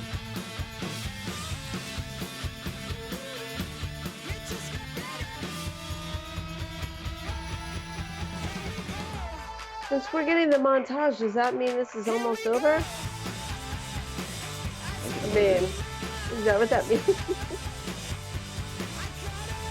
only been an hour and 10 minutes. I forget what was their time allotment for this one. Hour and a half? Hour and 45? Yeah. Oh, wait, we got some more here. They haven't talked about Warframe yet, have they? No. No. No. So we still got more. Like, that was just your epic ad right there. That's your halftime recap. This is Is that Battle Chest? This is Auto Chest. Auto Chest. I A lot think. of people have been playing this. Yeah, this I game. haven't tried it. Yeah, it's pretty hot. Have you tried it yet? No. It's a almost what? like- It's a Dota 2 mod, I think. Yeah. It's almost like chess Please welcome and to the League of stage, Legends Lauren combined or Lee, something like that. founder and CEO of Dragon Nest. Indeed, Auto Chess has turned out to be a sensation, with hundreds of thousands, millions of players getting a taste of it. And here to Ooh. talk about its coming to PC is Lauren Lee. Take it away, Yeah, the Lauren. rumor was they were Hello, going to make it a everyone. standalone game. I'm Lauren Lee. Yeah. Is it mobile? Hello, yeah. I I'm the think CEO they do have and something. founder of Dragon's Game. I mean, they said Dragon's coming to Game PC, is a so- game developer and think it's on publisher console, comes from China. Oh, it's I'm on so console. happy to I be see. here. Today No, on it is this on stage PC, to but you have to introduce actually our have Dota game, 2 because it's like a Auto Chess, mod. to all it's just a you. mod. So yeah, I think they're going to make it a This standalone is really game. an exciting moment cool. for us. As the trailer says, this is a real engaging game of Auto Chess. Dragon's Den now is working with the creator of Auto Chess, Jodo Studio.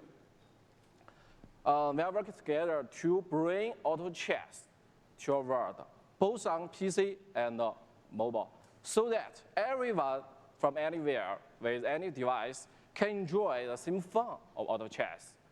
Now we are building the PC version with by using the gaming engine of Unreal Engine 4.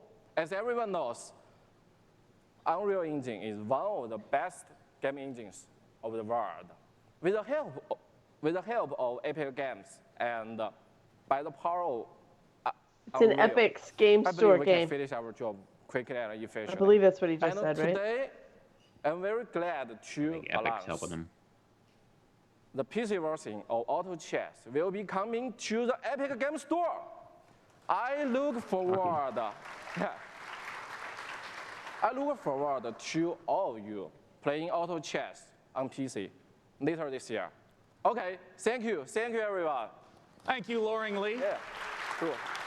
So I wonder what they're going to do with Thanks the so mod much for then. sharing the news with us. Not cool. Once again, Auto Chess, if you have not played it, you must check it out. It is so fun. Our next title with Frankie up above, I understand, is an inspired indie game. We'll find out, Sean, because one of the things we love about PC gaming is the way that game creators from all over the world can draw inspiration from one another's work. Chris Tales is a great example of that, a gorgeous indie love letter to classic JRPGs developed by a team in Colombia. Chris Tales' spin on the genre brings a unique perspective that lets you see the past, present, and future on one screen at the same time. So you'll see the future change based on your decisions in real time.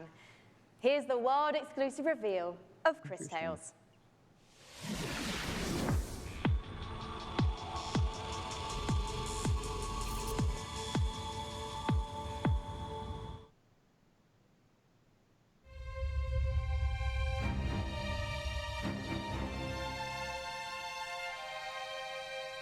If you saw what was, what is, and what would be. If you knew how it ends, would you change it? Could you make the hard decisions? And would you be strong enough to fight?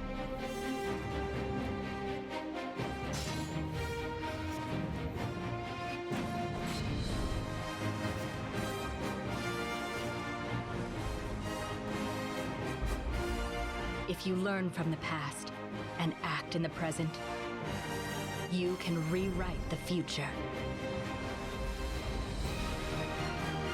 It's got a really nice art style. Yeah. I mean, clearly it's influenced by JRPGs. Mm-hmm. Ooh, you can play the debut demo. That is a gun. In PC gaming, it's not the size of your weapon, it's how you use it.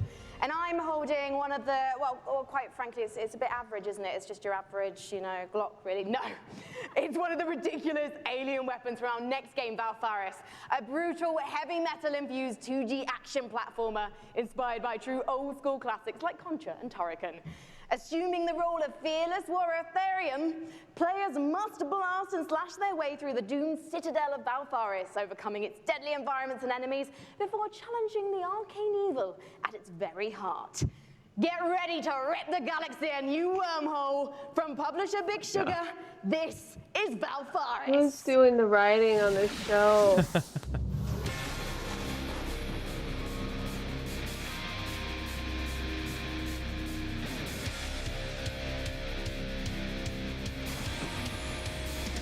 Okay, this totally looks retro.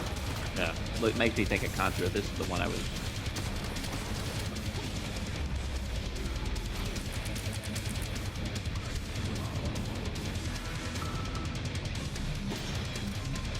They said this is PC, right? Yeah. Very. So wouldn't this be cool as a mobile game? Yeah. But think about it. Eventually, it'll come to Stadia or xCloud, and then you can play it everywhere. I mean, I would play this. Right?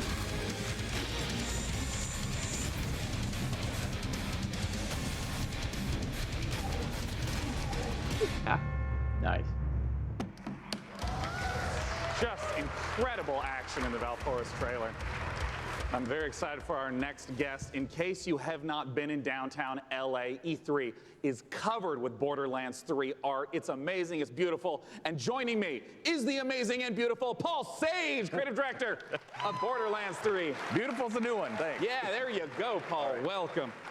I mean, there's been so much hype around Borderlands 3. What's the stuff you're really excited to be sharing this year at E3? Oh man, so you know we've talked about our Vault Hunters. Well, this time we get to talk Everybody about noticed, Mose, right? Randy's and not she is here. Our Gunner Vault Hunter, so she has a big mix. Wise That's one of the things. All about loot. We're talking about the different loot, such as shields, grenades, those things, going to different planets. Wait, so we a lot could of have stuff magic to talk trick. about. What are you Well, I want to start right off with Mose. Tell us I think we'd get more than a everything you can magic about trick. her. Okay, yes, I'll tell you everything I can. So Mose, again, like I said, she's a mech pilot. She has this big mech. It's called Iron Bear. She gets into Iron Bear. Ooh, so this is the one I'm thinking about skills, which means that she can equip either a minigun or a railgun or a flamethrower. You know, if you want to barbecue. Are you doing this your enemy, on something console like or that. PC, Alise? You know, I Mose don't is know. a terrifically fun character for us right now. Now, I we've been have excited to be collating a whole bunch of community my questions. We're going to break Borderlands them 2 into two playthrough is on categories. PC, First, but there's a whole bunch of my son repeat owns questions that I all want to of make sure the we get to games. right now. One of the big categories is about loot, because you've mentioned having a billion guns earlier, but what can you tell us about some of the other gear, the other progressions If I wanted to play the right in DLC, game. I'd have to play it on console.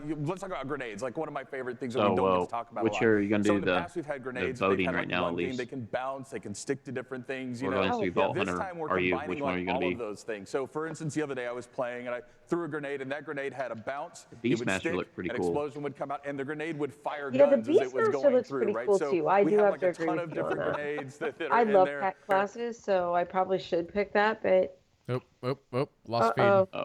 There so we go. that's not just me then, right? Oh, Yeah, we're so good. it'll extend out in front of you, you know, so just tons of different things that we have, you know, with our characters. Class mods are unique. Feed's kind of and glitching they out a little bit. give you skills this time as well as enhancing the Yeah, skills we you just currently went up have. to over I also 200,000. remember earlier you mentioned Oh about man, what artifacts. happened are to those? the? So artifacts are, you know, we've kind of concentrated on like, hey, does the game feel What fluid? happened to Can I, the- you know, the slide into pole? things? Can I jump? Can I mantle? Right. I wanna So see when how we were the playing pole with that, still we goes. slid into a barrel, right? And the barrel They may exploded. bring We're it like, back up. It well, broke the that's kind of stream. fun. Yeah, So that may why have don't we been do it. something like that? So our artifacts actually add certain things to It's still movement. glitching So out for for instance, me. you can slide faster. think You can everybody's slide, and been every voting. time you The slide, chat's there's an going crazy in explosion. there. We have something we call. Yep. Well, I bet you everybody was like, oh, Borderlands, that's what A we're second waiting category for. of questions unrelated to loot. Well, there's going to be a single-player campaign. I'm gonna try and do a reload on the Yeah, that's what I'm stream. doing. I'm gonna end up getting an ad. We have this thing what we call the Guardian system. So for those people who played Yep. Borderlands before, you might remember badass ranks. Badass ranks. So you'll have you can to get, tell you me know, is what they're basically saying kind of about infinite the, progression system that added to your stats. Talking about So badass ranks. We have what we call Guardian rank. See, And I Guardian never rank not really only has understood that what I was infinite supposed to do with them progression, badass but it ranks. has skills and different 'Cause skills I that you can just open threw- up as you go I through. just threw And the cool points thing in about that them, is like every but, character that you play on that account Yeah. gets the benefits of Guardian rank. Oh, interesting. So All it sounds like last they're changing category the we're gonna system. Go through, and then we're going to hit some rapid-fire Good, questions. because I mean, really, honestly, How the the boss badass fights in points, Borderlands were 3 almost compared to meaningless. Borderlands 1 and 2? I know those were big aspects. How do you Especially build if you're upon all that? about Right, so I just think of getting a through the boss story. fight, you know, like I'm an old school Nintendo fan, right? So I love huge boss fights that have like three phases and stuff like that. So now those people, you know, smart people in the audience know that we've talked about going to vaults instead of vault, right? And so And mine just there are dropped different, again. like, huge boss encounters there that are just, you know, multi-phase boss encounters. We have like a lot of different mini bosses throughout the game, so a lot of different boss encounters throughout the game. Well, now I want to ask some really quick questions that should be yes or no, very brief. First from Castore. How will you be handling multiplayer? Multiplayer, we will basically be allowing anybody to jump in at any time. Most of us so- we already know. Awesome. From MHL Animations. Can I pet the gun?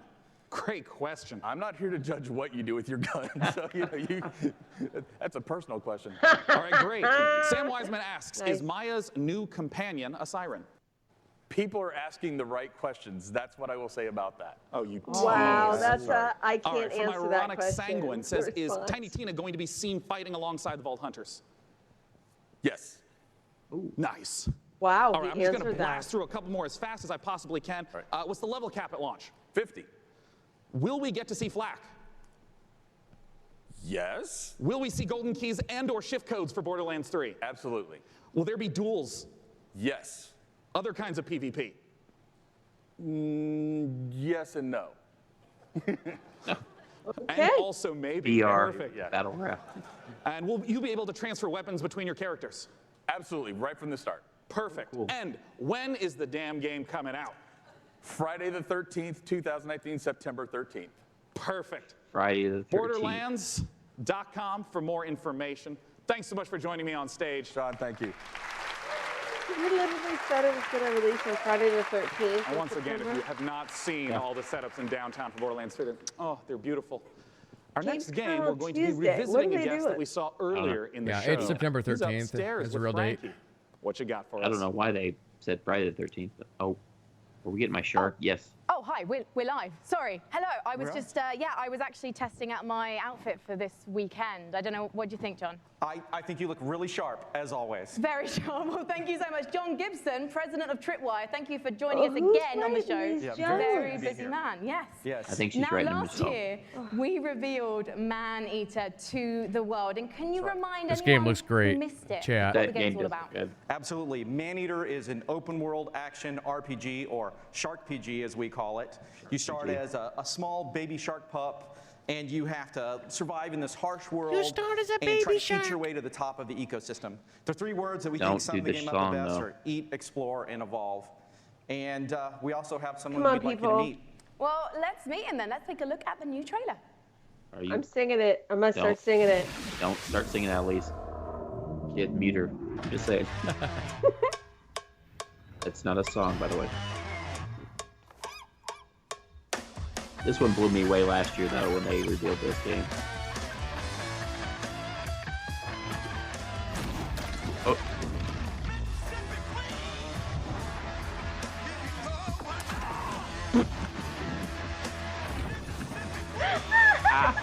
You guys, that's awesome. He's just rocking out. People are dying.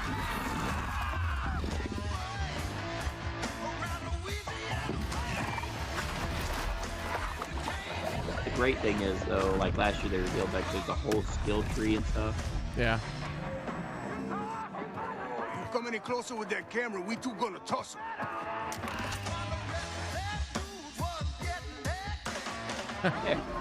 Everybody's dead.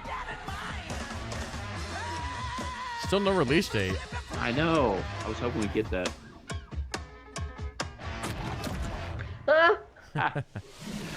John, Come on, give us a release date. who was that appallingly dressed fisherman in the trailer? Because quite frankly, not even I would eat him. That was Scaly Pete. And Scaly Pete's the villain in this tale. Pete is a best fisherman in the Gulf, the best shark fisherman, or he'll tell you he's the best shark fisherman.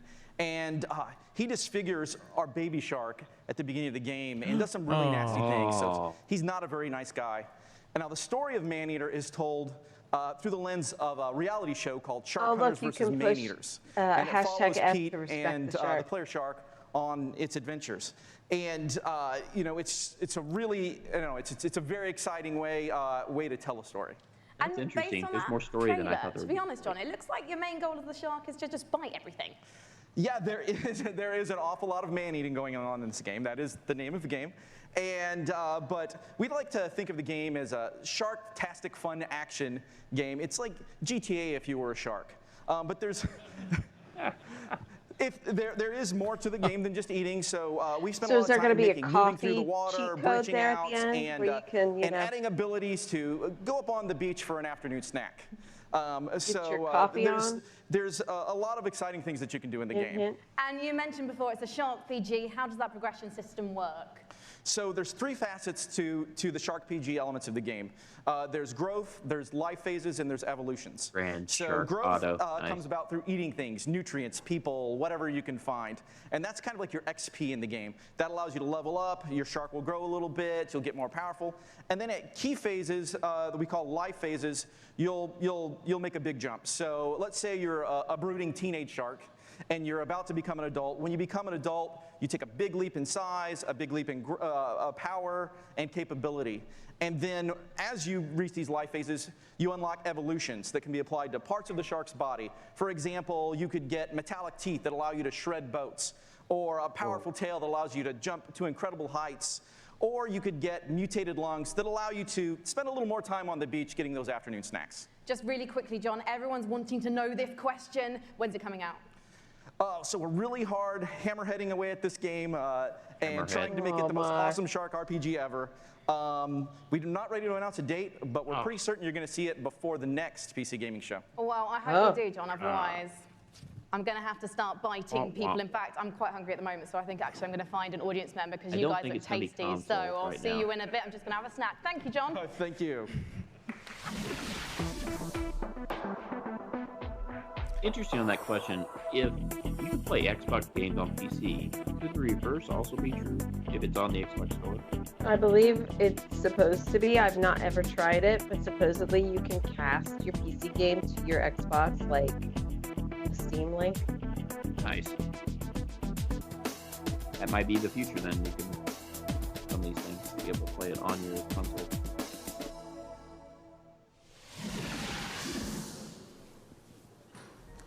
You know, one of the absolute best parts about being sponsored by iWin for the PC Gaming Show is that I get to sit for this next segment and talk to you about Terraria.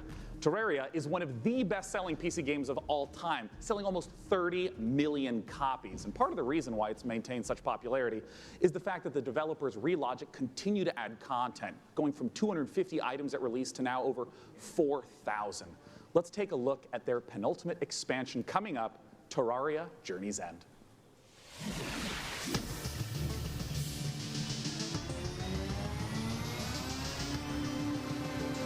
How often is this game updated?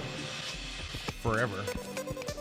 No, but I mean, like, how often every year? Like, Oh, I don't know. Quarterly, every 6 months, once a year, do you know what I'm saying?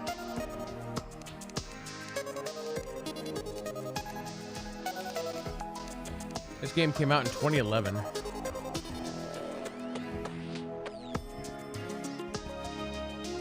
Yeah, I was given a copy of this, and I've never been able to get into it.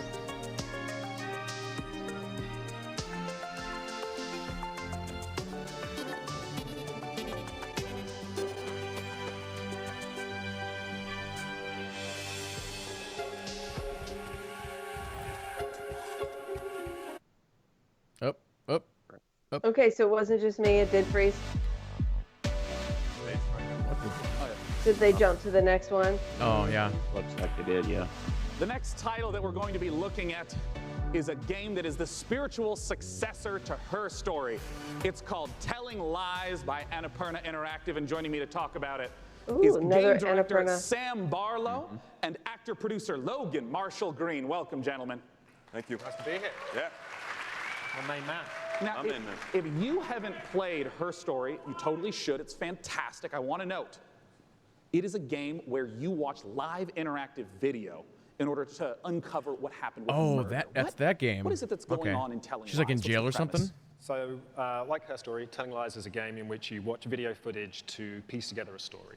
And this time we have a woman who has stolen an NSA hard drive, which contains secretly recorded it's what they call an intimate private FMV conversations game. between our 4 characters. Something has gone terribly wrong, and it's up to you to figure out what and why. It's time to take a look at some of the gameplay mechanics and see Telling Lies in action. Let's take a look. Okay, it looks like Warframe's gonna close out the show because we're already at an hour and a half.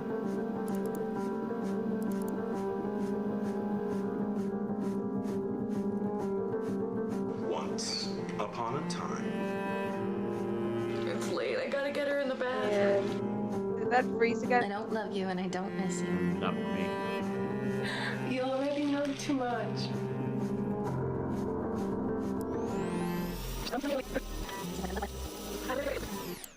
It's late. I gotta get her in the bath. Alright, love you. Love you.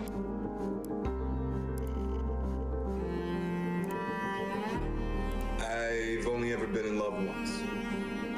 It was with a girl I met when I was 18, but I was too young and naive to handle it properly. I guess I still carry a torch for it, which makes me an incurable romantic or underdeveloped emotionally. I'm a loyal friend.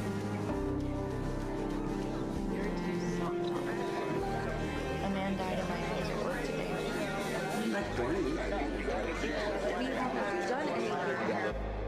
That's a lot of videos to go through. Yeah. That's kind of cool, Oh, though. Sam, I got some questions for you about what we've just seen. I mean, talk to me about the mechanics. I mean, I saw, the subtitles up, highlighting, and it was loading more video footage. What's going on? So what we do in Telling Lies is we take all of the exploration you would have in a normal video game. So all that walking around in a 3D world. Yeah. And we apply that directly to the story, to the footage itself. So you're going to be scrubbing around in these clips, paying close attention, and you're going to be picking up on the subtext, listening to names, people, places. And with that information, you're going to use that to find more clips, dig into those, and over time kind of build up this picture of the story. And it's truly like an open world video game. Well, I mean, a lot of times with open world video games, they talk about, the square kilometerage or miles in America. What's the sort of scope that we're talking about? Like, how many hours of footage is there? So we Shots got fired. Over 10 hours of footage here. Wow, So really? It's a story that encompasses like 2 years. What I wanted to do with this one was, like I say, really embrace this idea of it being an open world game. You're free to explore and follow your curiosity. Just lose yourself in this story. Yeah. All the characters. It's this huge, messy, colorful story that we're trying to tell. Well, I'm curious, Logan, as a performer in this kind of game, what is it like to actually try to have all the layers in there for each performance, also not knowing when a player is going to be seeing the specific footage you're performing? Well, it's definitely a non-linear open world game, but our approach and Sam's approach was not unlike a movie or a TV show, and we had to understand it A to B. And so for the most part, that's how we shot it. Obviously, when you're shooting a movie or a TV show, and in this case, a game, you're going to be shooting out of order. But we actually stayed pretty linear in how we approached the story. We went after it like all the other times we're actors. We just went after intention and what do we want, and we tried to make it as deep. You know, it's got a lot of scope. Yeah. But we wanted to make it as deep as possible, and Sam is one of the best movie or TV directors I've worked with, so it was very similar. Nice. Yeah, look at you too. Yeah. Now, of course, I do want to stress to any of you, if you have not played Her Story, it's quick to play through. It's absolutely brilliant. Please check it out in the meantime. But and I think we're going to see more of course, entertainment waiting like to find this. out when can we play Telling Lies. Like a video where it's going to be more interactive. Soon, I promise. We'll have a date That would soon. be cool. Right now, you can go to There's Steam, definitely you a can wish list market. on Steam. All the We love people who Steam. do interactive or and yeah, visual very soon. We'll be novels, showing a little bit more I think would during be a E3, good fit with this kind of narrative. Desperate to get it out there. Yeah. I think as it'd soon be as humanly good possible. fit for some of the streaming. Well, Sam, stuff Logan, that's coming thanks out so there, much for too. joining me on stage. Once again, Telling Lies. Now, up on the balcony, Frankie's going to be talking to us about a game that my friends, year after year after comes year, the cringy keep telling me I have to play because of how much they've improved it. Frankie, what's going on with Warframe? Warframe. Well, it's one Warframe. of my favorite parts Warframe. of last year's show, aside from being upstaged by a giant duck, was getting a glimpse at the future of Warframe. And here with the latest look at the next expansion to the universe is Space Mum Rebecca Ford. So, chat, behave yourselves, please, because Mother's here. Now, She Rebecca, does the voice of the what are we about Lotus. to do? We're going to take a look at an amazing trailer that our team has put together. A lot of our players have been waiting a year for a look at what we've been calling Railjack, so it's about time to, you know, see what we've been doing. Yeah, let's take a look. No joke. What the heck? I'm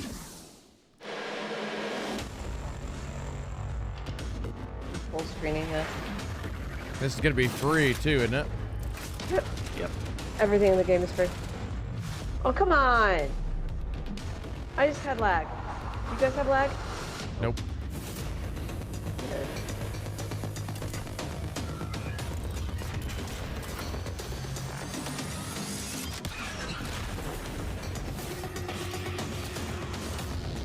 That's mag.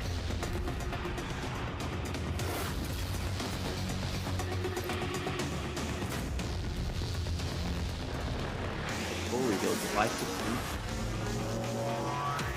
Sorry, I'm still behind you guys. Yeah, it's gonna be at TennoCon. Who's this guy?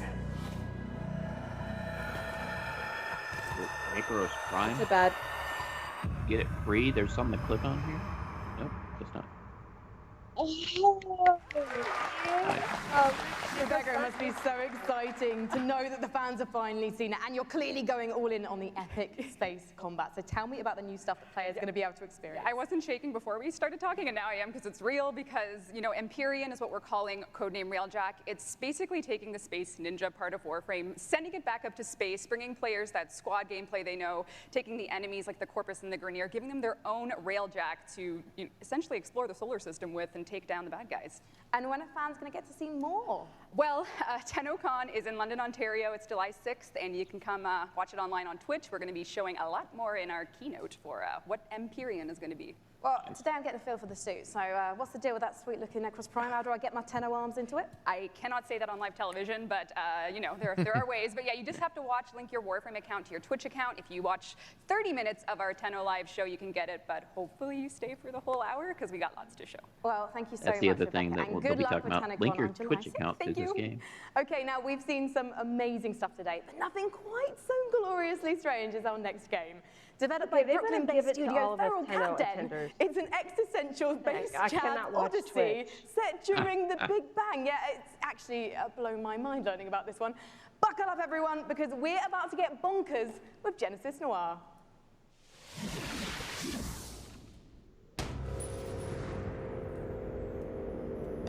So is a railjack a ship or an extension for your I think it's a your ship. frame? No, it's the new space combat mode. So, I assume she said they get their own railjack, so I assume that's what they're calling the ships. Yeah. That's the way I understood it. Yeah, and we're having to prep for it. I know I'm talking over this thing, but it's going to be clan versus clans. You have to be in a clan too to actually do it. And so, and they've been leading up to it. So I guess in some of the clans you go in and in the dojos, I mean, that's what you call your clan house in Warframe. In the hangar bay, you can see them building the ship. So I don't know what is going to have all that. They're going to, I'm sure, talk about it at TennoCon.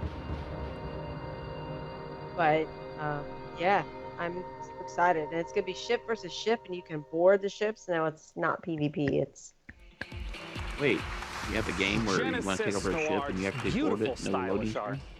The next I don't game know we're going how to take a that's look gonna at work. is the twist on the stealth you put your genre. little- It's called El Hijo, where you play as a get to put 6-year-old on trying your, to escape a monastery and find your mother using toys Arcwing and tricks and to fly avoid in. monks. Let's take a look at this gorgeous spaghetti western inspired project from Studio Handy Games. You have to save your mother, like a 6-year-old. And a stealth game? What 6-year-old's really stealthy?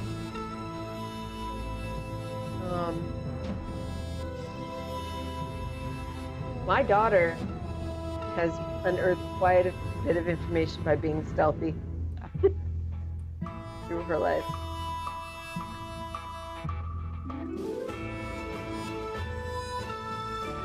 Is this in Mexico, did they say, or Spain? I think it. They called it spaghetti western, so it looks like Mexico. that would be Italy, right? Or is it? It's technically where spaghetti westerns are filmed and stuff, but I'm not exactly sure the setting. Could be.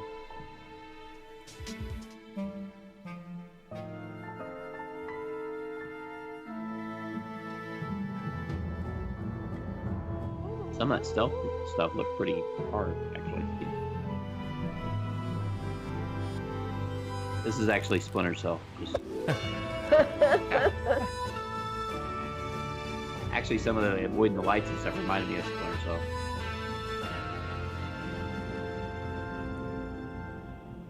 Splinter Cell, the beginning. That's funny. Actually, That's a looks little kinda bit of a what you call it? Clint Eastwood movie. El Hijo, once again, is the title of the El. trailer we just saw. Nice. For our final guest tonight, please join me in welcoming from Larian Studios CEO 41. Sven Baldur's Vinke, Gate. and from Dungeons & Dragons at Wizards of the Coast, the creative director of Dungeons & Dragons, Mike Merles, to talk about Baldur's Gate 3. Nice. Yeah! Now, this was only just recently announced. How did this partnership come about? We went to see Wizards of the Coast at the end of Divinity Original Sin 1. I'll say these guys in 2014. begged to do this And I forever. tried to convince them back then that they should give us the Baldur's Gate 3 license, and they said, but we had a long chat about what the vision would be for the game. And then we kept on bumping into each other. And then suddenly in 2016, I get a phone call from Nathan Stewart, who's the big boss of Mike and the head of Dungeons & Dragons. He said, you need to come to Seattle right away. We're going to have dinner in a very shady restaurant. And he had this big stack of paper with him. And on it was Baldur's Gate 3. And in it was pretty much everything that we talked about. And he says, I'm going to present this to my board. Do you still want to do it? I said, yeah, of course I still want to do it. Still people in the crawl talking about And a couple of Warframe. weeks later, we started negotiating, and here we are. I mean, what does the Baldur's Gate franchise mean to you, Mike? Oh, to me, it's the crown jewel of D&D computer games, right? I mean, for me personally, Baldur's Gate, the original one, was finally I had the chance to actually play a D&D campaign rather than having to run them for all my friends. Yeah, Grumpy, so I'd it like just to means see so him, much to us. remaster Baldur's Gate, the older it's, Baldur's you know, Gate. such fantastic storytelling, and it's so exciting to see it come to not only a new generation of gamers, but for the gamers who remember the 20 years it's been since the original, the first two in the series. So it's incredibly exciting. And for us, it really is. It's such an important part of the D&D mythos as a whole. And we got a chance to see the trailer. Talk to me about some of the story elements, the world elements. What are things we're going to see in Baldur's Gate 3? Well, we're only talking about what's in the trailer right now, but obviously you're going to go to the city, because we start with the city. You start outside of the city, actually. There's going to be mind flayers. They're very nasty. You are seeing in the trailer the process of ceremorphosis, as we would call it. It's accelerated, so that's not normal. Yeah. And you're going to see a lot of iconic creatures, iconic characters, iconic places, and that's as far as we go. I'm curious about some of the gameplay elements, because obviously, there's just been a big resurgence of Dungeons and Dragons, tons of broadcasts on Twitch. I mean, how do you translate some of the insane things that players want to do into, what has to be a structured computer game? So we started with the player handbook, which is basically the basic rule set of Dungeons & Dragons. Which player handbook? Which edition? 5th edition. 5th edition. Right. Yeah. And so we ported as much as we could to the video game. We looked at what worked really well. We looked at the things that didn't work that well, because it is a video game, and this was made for tabletop gaming. And so we started modifying those things, and then we had to add things on top of it, because if you play tabletop, you have a game master, and you say, well, I want to do this. Yeah. And then the game I want to master start a fight with a pigeon, and he's like, okay, roll for dexterity. Exactly, that's it. So we had to add systems to make that possible within the game. But we've gone very, very far. Yeah, I mean, can you give an example of like a crazy moment that a player might do that you could actually play out? These are good questions. Try to get into well, I could, let's say that we get into a fight, because you ask a nasty question, I don't want to answer it. And I take the chair over there, I put it on fire, smash it on your head. Well, just as an example. It's just an example. It's fine. Just We're an just example. talking. We're just these are things that we have to put systems into the game for to do it, which are not necessarily going to be described inside of the book. Interesting. And I mean, like, Mike, in terms of your role, speaking to Larian Studios, There you you have go, tons Alise, of a data of question all for the you. sorts of things that players do. What's the sort of information that you That's provide in a assistance? very interesting Well, question. Really what it comes down to That is a is very providing the interesting story question. support. Choices. We think of Dungeons and Dragons, the universe of D&D. I mean, Witcher 3 should win that in a it's landslide. like a toy box for dungeon masters and players to go into and build their own stories. So working with Larry and working with Sven, a lot of it was just opening up that toy box and sharing it and giving that kind of guidance. Like I remember one of our first meetings, we just laid out a map of Baldur's Gate and the Sword Coast. I had to asking a lot of represent. questions like, what kind of story do you want to tell? Where do we want to go? What are the cool locations we've always wanted to put into a game like this? And then in terms of the system there's more support, than just me. What does it mean in terms of the story for each character, for each character race, each character class, so that if you have your favorite class and it's in the game, you really feel like you're taking on that role that you love so much from the tabletop. It's really coming to life in an authentic way in Baldur's Gate 3. And we're going to talk in a moment about Baldur's Gate 3 release dates and whatnot. But we have a second game that we want to talk about on a new technology known as pencil and paper. I understand that there is a tabletop prequel coming for Baldur's Gate. Exactly. So in Baldur's Gate, we think there's one saga. All the different games Mox, coming if you're together to tell listening, one you grand do story this of in the our- city. So on September Just saying. 17th, we're releasing our next tabletop campaign, Will, Jess, Baldur's if you're out Gate there. Descent into Avernus. Nope. And it is the next chapter in the Baldur's Gate saga. Right. And it's a prequel to Baldur's Gate 3. So if you haven't played a Baldur's Gate game since Baldur's Gate 1 or 2, this is your chance to check out on the history. It's been about 100 years since the events of Baldur's Gate 2. Yeah. So this will give you a chance to check in on the city, to see what's going on, its current state, who the movers and shakers are. We also feature a complete levels 1 to 13 campaign that takes you from the mean streets of Pretty Baldur's cool Gate to the if, depths of hell itself. And sort of pose to the players a question: Do you want to redeem Baldur's Gate or send it to damnation? So we're putting that right in players' hands to make that choice. Well, I have to ask Sven, it's a question on a played lot Baldur's of people's Gate minds. on What can you talk to console. us about One and expected release time frames? So people have been waiting for it for a long time. Yeah. They're going to have to wait a little bit more when it's ready. Oh, when it's ready. This is the game that we want to play, so we want to make sure it's really, really good. And then when that's the case, then we'll release it. Actually, I Well, do I know a want lot them of to take people their have been time, get it waiting right. a long time. Yeah. And I think I speak for a lot of people here when I say, take your time. If the Divinity Original Sin games are any indication of the quality, it's going to be fantastic and worth the wait. Gentlemen, thanks so much for joining me on stage. Thank you very much. Thank you. At least I had to represent. If you did what I thought you did on the Goodbye. voting, Goodbye, I guys. did the same actually. Why are they Oh, leaving? good, Well, 'cause I it's saw it went because from the 1% PC to gaming 2%, show so I has was like, well, officially maybe somebody else. concluded. Let's I think maybe Grumpy bring did up too. on the He stage was the voting about fantastic Frankie being Ward. Dragon Age Come here, being Frankie. underrated. Yeah. Well, I like the thank you combat, so actually. much, Sean. It's one of the best Hasn't combat. this audience been It is. absolutely fantastic today? For Inquisition, Guys, they just took the thank you so much Dragon for Age coming out to 2 the 5th combat, annual put PC it in Gaming that, Show. and then just comes up for that. We want to give an enormous thanks to all of you who tuned in live. We want to, of course, thank all of you who personally showed up this morning, and of course the sponsors who helped make this possible. Epic Game Store, iWin, Frontier, Funcom, Paradox, Interactive, Hovercast, Perfect World, Rebellion, Tripwire, and Samsung. As you know, PC gaming is a platform. It's not a publisher or developer, so these sponsors are essential for letting us put on this show every year. Thank you so much. And I gotta ask, Frank, any titles you're excited about? Well, I do love a baby elephant, so definitely Planet Zoo, and slightly more awkwardly, then I also want to eat things, maybe elephants included, so Maneater, of course. I'm personally looking forward to Songs of Conquest, and as you heard, there's games coming out all across 2019 and into 2020. We hope you all have a fantastic E3. It officially begins tomorrow. Big shout out to all the other press conferences. Hello again, Dropped Frames. Good to see you 2 years in a row. He dropped the name we again. Hope you all have a fantastic time at E3 and go play some games and make some friends. See you next year. Bye, bye, bye. He's good friends with JP and Co. I was gonna say I wondered whether or not that was like Hey, Drop. he was on that show or not. He's real good friends.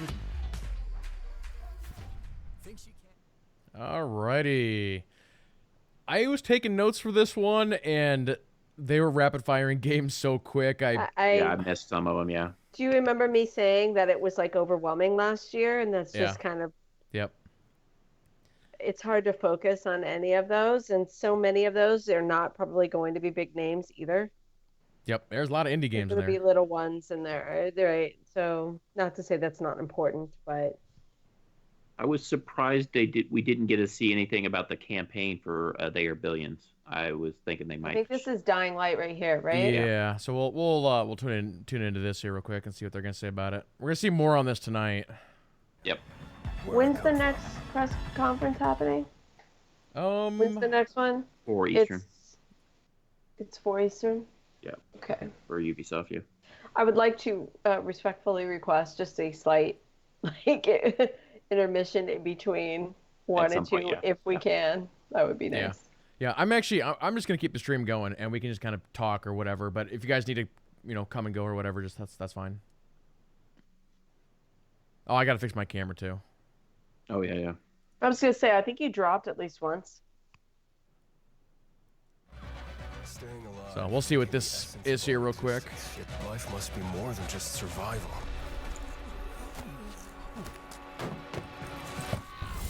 Every day the disease tries to crush us and make us forget who we are, but I keep fighting. Hysterical. Like you can just pick out Troy Baker like My in name is 50 Aiden. pages. Right. And I am infected.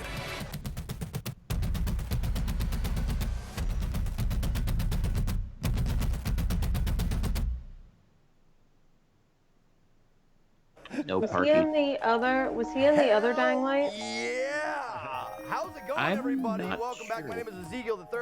I'm here with my boy DJ Weed, but I'm also joined by Adrian and Chris from Techland, and we're going to be talking about Dying Light 2. And let me just say, that trailer is bonkers, man. Thank you. I love it. I absolutely love it. I love the first one.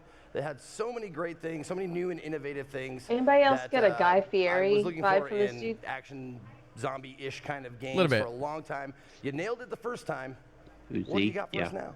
Yeah, Zeke's on drop frames. Today, He's we introduced the new hero, Aiden Caldwell, who is an infected in the city where everyone is infected. Which, by the way, when the trailer first played, I was like, no, I don't think I didn't hear that right. Like, did he just say it was? I think I even turned to Zeke. Is like, did he just say it was infected? Yeah, he's infected. I like and that. It's not just the narrative element; it's also a gameplay element. That's he's infected.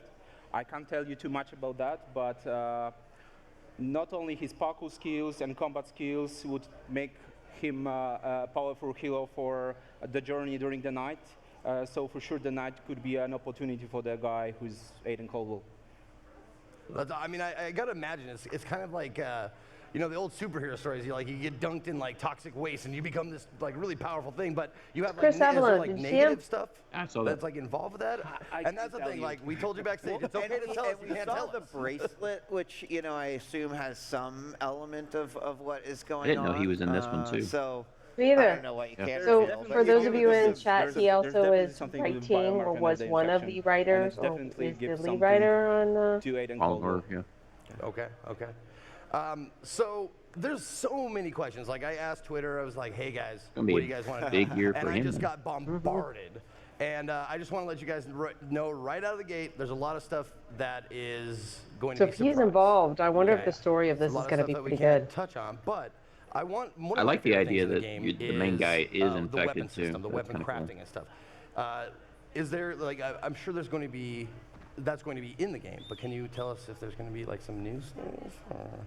Well, there'll be a lot of Love new the weapons weapon, it's in a the no game. parking For sign. sure, the weapon crafting will be a bit reworked because we changed the combat in Dying Light 2 into the way it's more tactical, the way it's more giving you more satisfaction in certain bits, certain moments. So the weapon crafting fills the gap, and it creates a lot of emergent situations that create those satisfaction moments.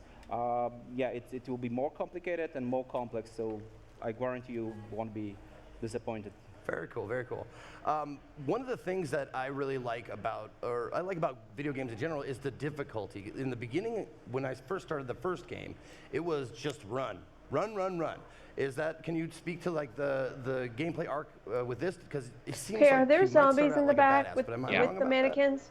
Yeah. there's Okay, always and one because there. he's infected, he's not Okay. triggering them because they think he's the same as them, right? Well, I That's think the it's because gameplay. During the city at the he's beginning, staying pretty game. low and almost pretty at the quiet. beginning of the game. I So see. he's not from the very beginning in the It's kind city, of and he's stealth not stuff. infected You make too from much the very noise or beginning. something, I'm sure. So it probably covers some of the answers. Okay. Like I said, totally fine if you can't say stuff, but I have to ask these questions. Yeah. The hard-hitting, journalistic There's a lot questions. of, there's a lot of zombies. Question Oh mark? my. There will be co-op, so Okay. you can play entire campaign, entire story from I the see the beginning bar going down. till the That's very it's end like with a your stamina friends. thing. It's up to 4-player Looks co-op like like it. in the first game. Some of the new elements will be introduced very soon. Totally Yeah. reminds me of And about the Mirror's multiplayer Edge. elements of the game. Yeah. But Yeah. right now He it's made noise, and so they confirmation all that the co-op is there. started hanging out there. Oh, so I wonder what the deal is with them being infected. I would say, and I'm going to throw out a guess here, if you tap into some of that, it makes the infection quite spread, but you can do like superhero stuff. Is it the peacekeepers? They could react differently to you or what is happening or saving a citizen, et cetera, et cetera. I'm curious if you can talk at all about how this new character Aiden now, and what arguably has to be an interesting thing within this world, to be infected and keeping that a secret. They just said et he's a cetera. new character, so Troy is that probably also wasn't going to be in. playing into like some of the decisions and how people or different organizations might be reacting to me in the game? Yeah, it plays a pretty big role.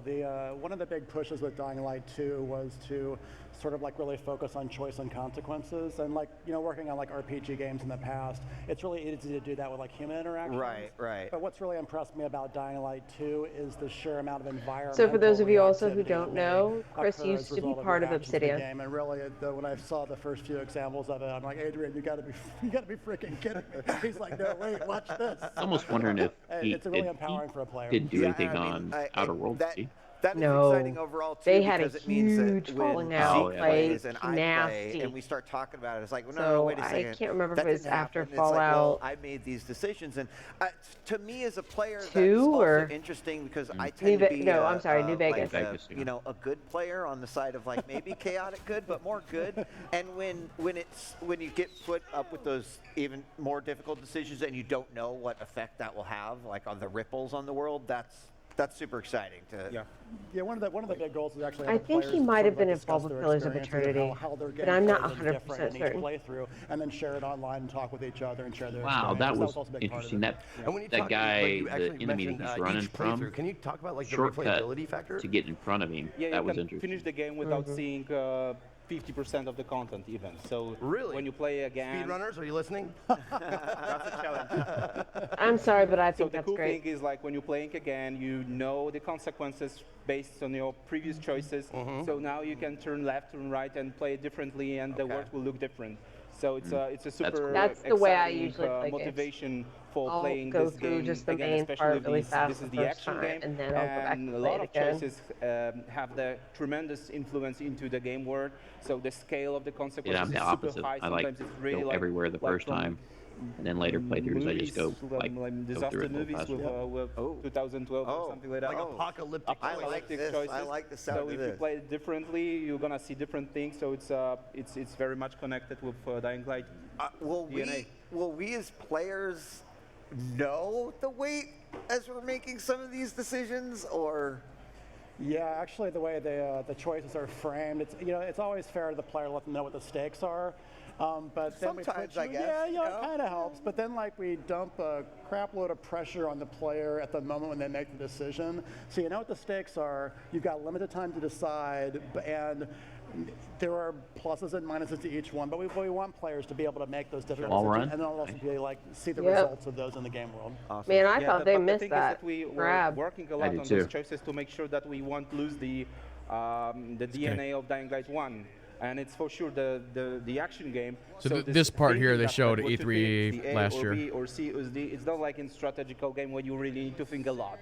To think, oh, should I go left or should I go right? So it's much more like the action. So there's the time is there, like it limits you, but it's like you feel that you need to go A or B, and there's no point to go B for the player. So it's not like the strategical choice. Yeah. So we mostly focus on consequence rather than choice. Yeah. Well, I'm super happy to hear you say that because I've played a lot of Your dialogue adventure reel. games, action games, or whatever with a story, and it's always so frustrating That's when awesome. choices don't matter. Was that you the know, first and I'm one? glad to hear you say shit will change if you make these choices. I love The that. conversation Shit wheel. will change. My son has this game on You're welcome. PlayStation. Or one, obviously. Okay, cool. I like it. On top of that, they said that all right, the so, choices another matter, not just really picking dialogue. exciting it actually aspect of make. playing the first one was the That's kinda parkour. cool. Can you tell us any innovations, updates, that kind of stuff? Yeah, we doubled the move of the parkour moves, so that's the one thing. So it's much more fluid when you just exploring through the city. We introduced last year the. I'm sorry. When you say double the move, what do you mean by that? Like the speed animations or the... when you interact with environment. Okay. And we introduced last year something called the parkour puzzles. So This, there are certain reminds me a lot puzzles, about, where you really need to look at your stamina and measure Odyssey it, find the would be road, having find to make sure find, you parry. the place that you I want to rest. love that. And there's a lot of those kind of things. And in the demo Also a bit of we've Dishonored, created, maybe. For the show, we also introduced something like you pick up the improving can. your That's avatar. cool. So it's not only about skills that you can unlock for Nice. having new moves or I like be being more able to use the environment like efficient that in a moving. fight. That's cool. You also have some tools, yeah. So you are upgrading your avatar. You have your tools on your body. You have a new grappling hook, which is really great. You can. That was one of the questions. Like, ask him about the grappling hook. Yeah, it's not Newbie is just live for now? moving through the city. It's Not supposed to could go be live used in a combat another in hour. any I mean, it'll be on this channel Now, you on said something about the parkour /Twitch puzzles, when they're like, ready to go. You said the equipment can help you out. Are there things you'll see and not be able to do yet because you don't Oh, have I think the, Ubi's doing a the proper pre-show. equipment for it, or? Just where they're talking about yes whatever. and no. It's like That's fine. Yes and no. That's good. it's like there's no such a thing like one optimal path, one path. You know, if you're Okay, not cool, prepared, okay. there are other ways to get into the place. Of course, in certain situations, you might find the obstacle that is not okay for you at this moment. So you need to level up your character and find new gear or find consumables that can boost you for a moment eventually. So there are a lot of ways to proceed, not just your simple leveling up. Yeah. Right on, man. Well, I could talk about this for an hour, 2 hours, whatever. Later. But we got No, to you go. can't. But before we go, when Can't talk that can long. we play Ubisoft's this? coming up. It's spring 2020. 2020. Okay. Spring Sounds good. I 2020. like your dramatic pause there. That was good. 2020. Okay, good. Not 2021. Okay, excellent. So spring 2020, Dying Light. Thank you guys very much for joining Another us. one, spring 2020 Don't though. go away. We got lots more content coming to you right here. E3 on Twitch. Stick around. Nice. All Looks right. good. Go ahead and we'll mute that. Oh man. If you guys want to take your breaks, we can do that. Yeah, I I'm probably have gonna to quick take a one. break. I'm sorry. No, that's fine. Yeah. Quick little break. We'll get back to it.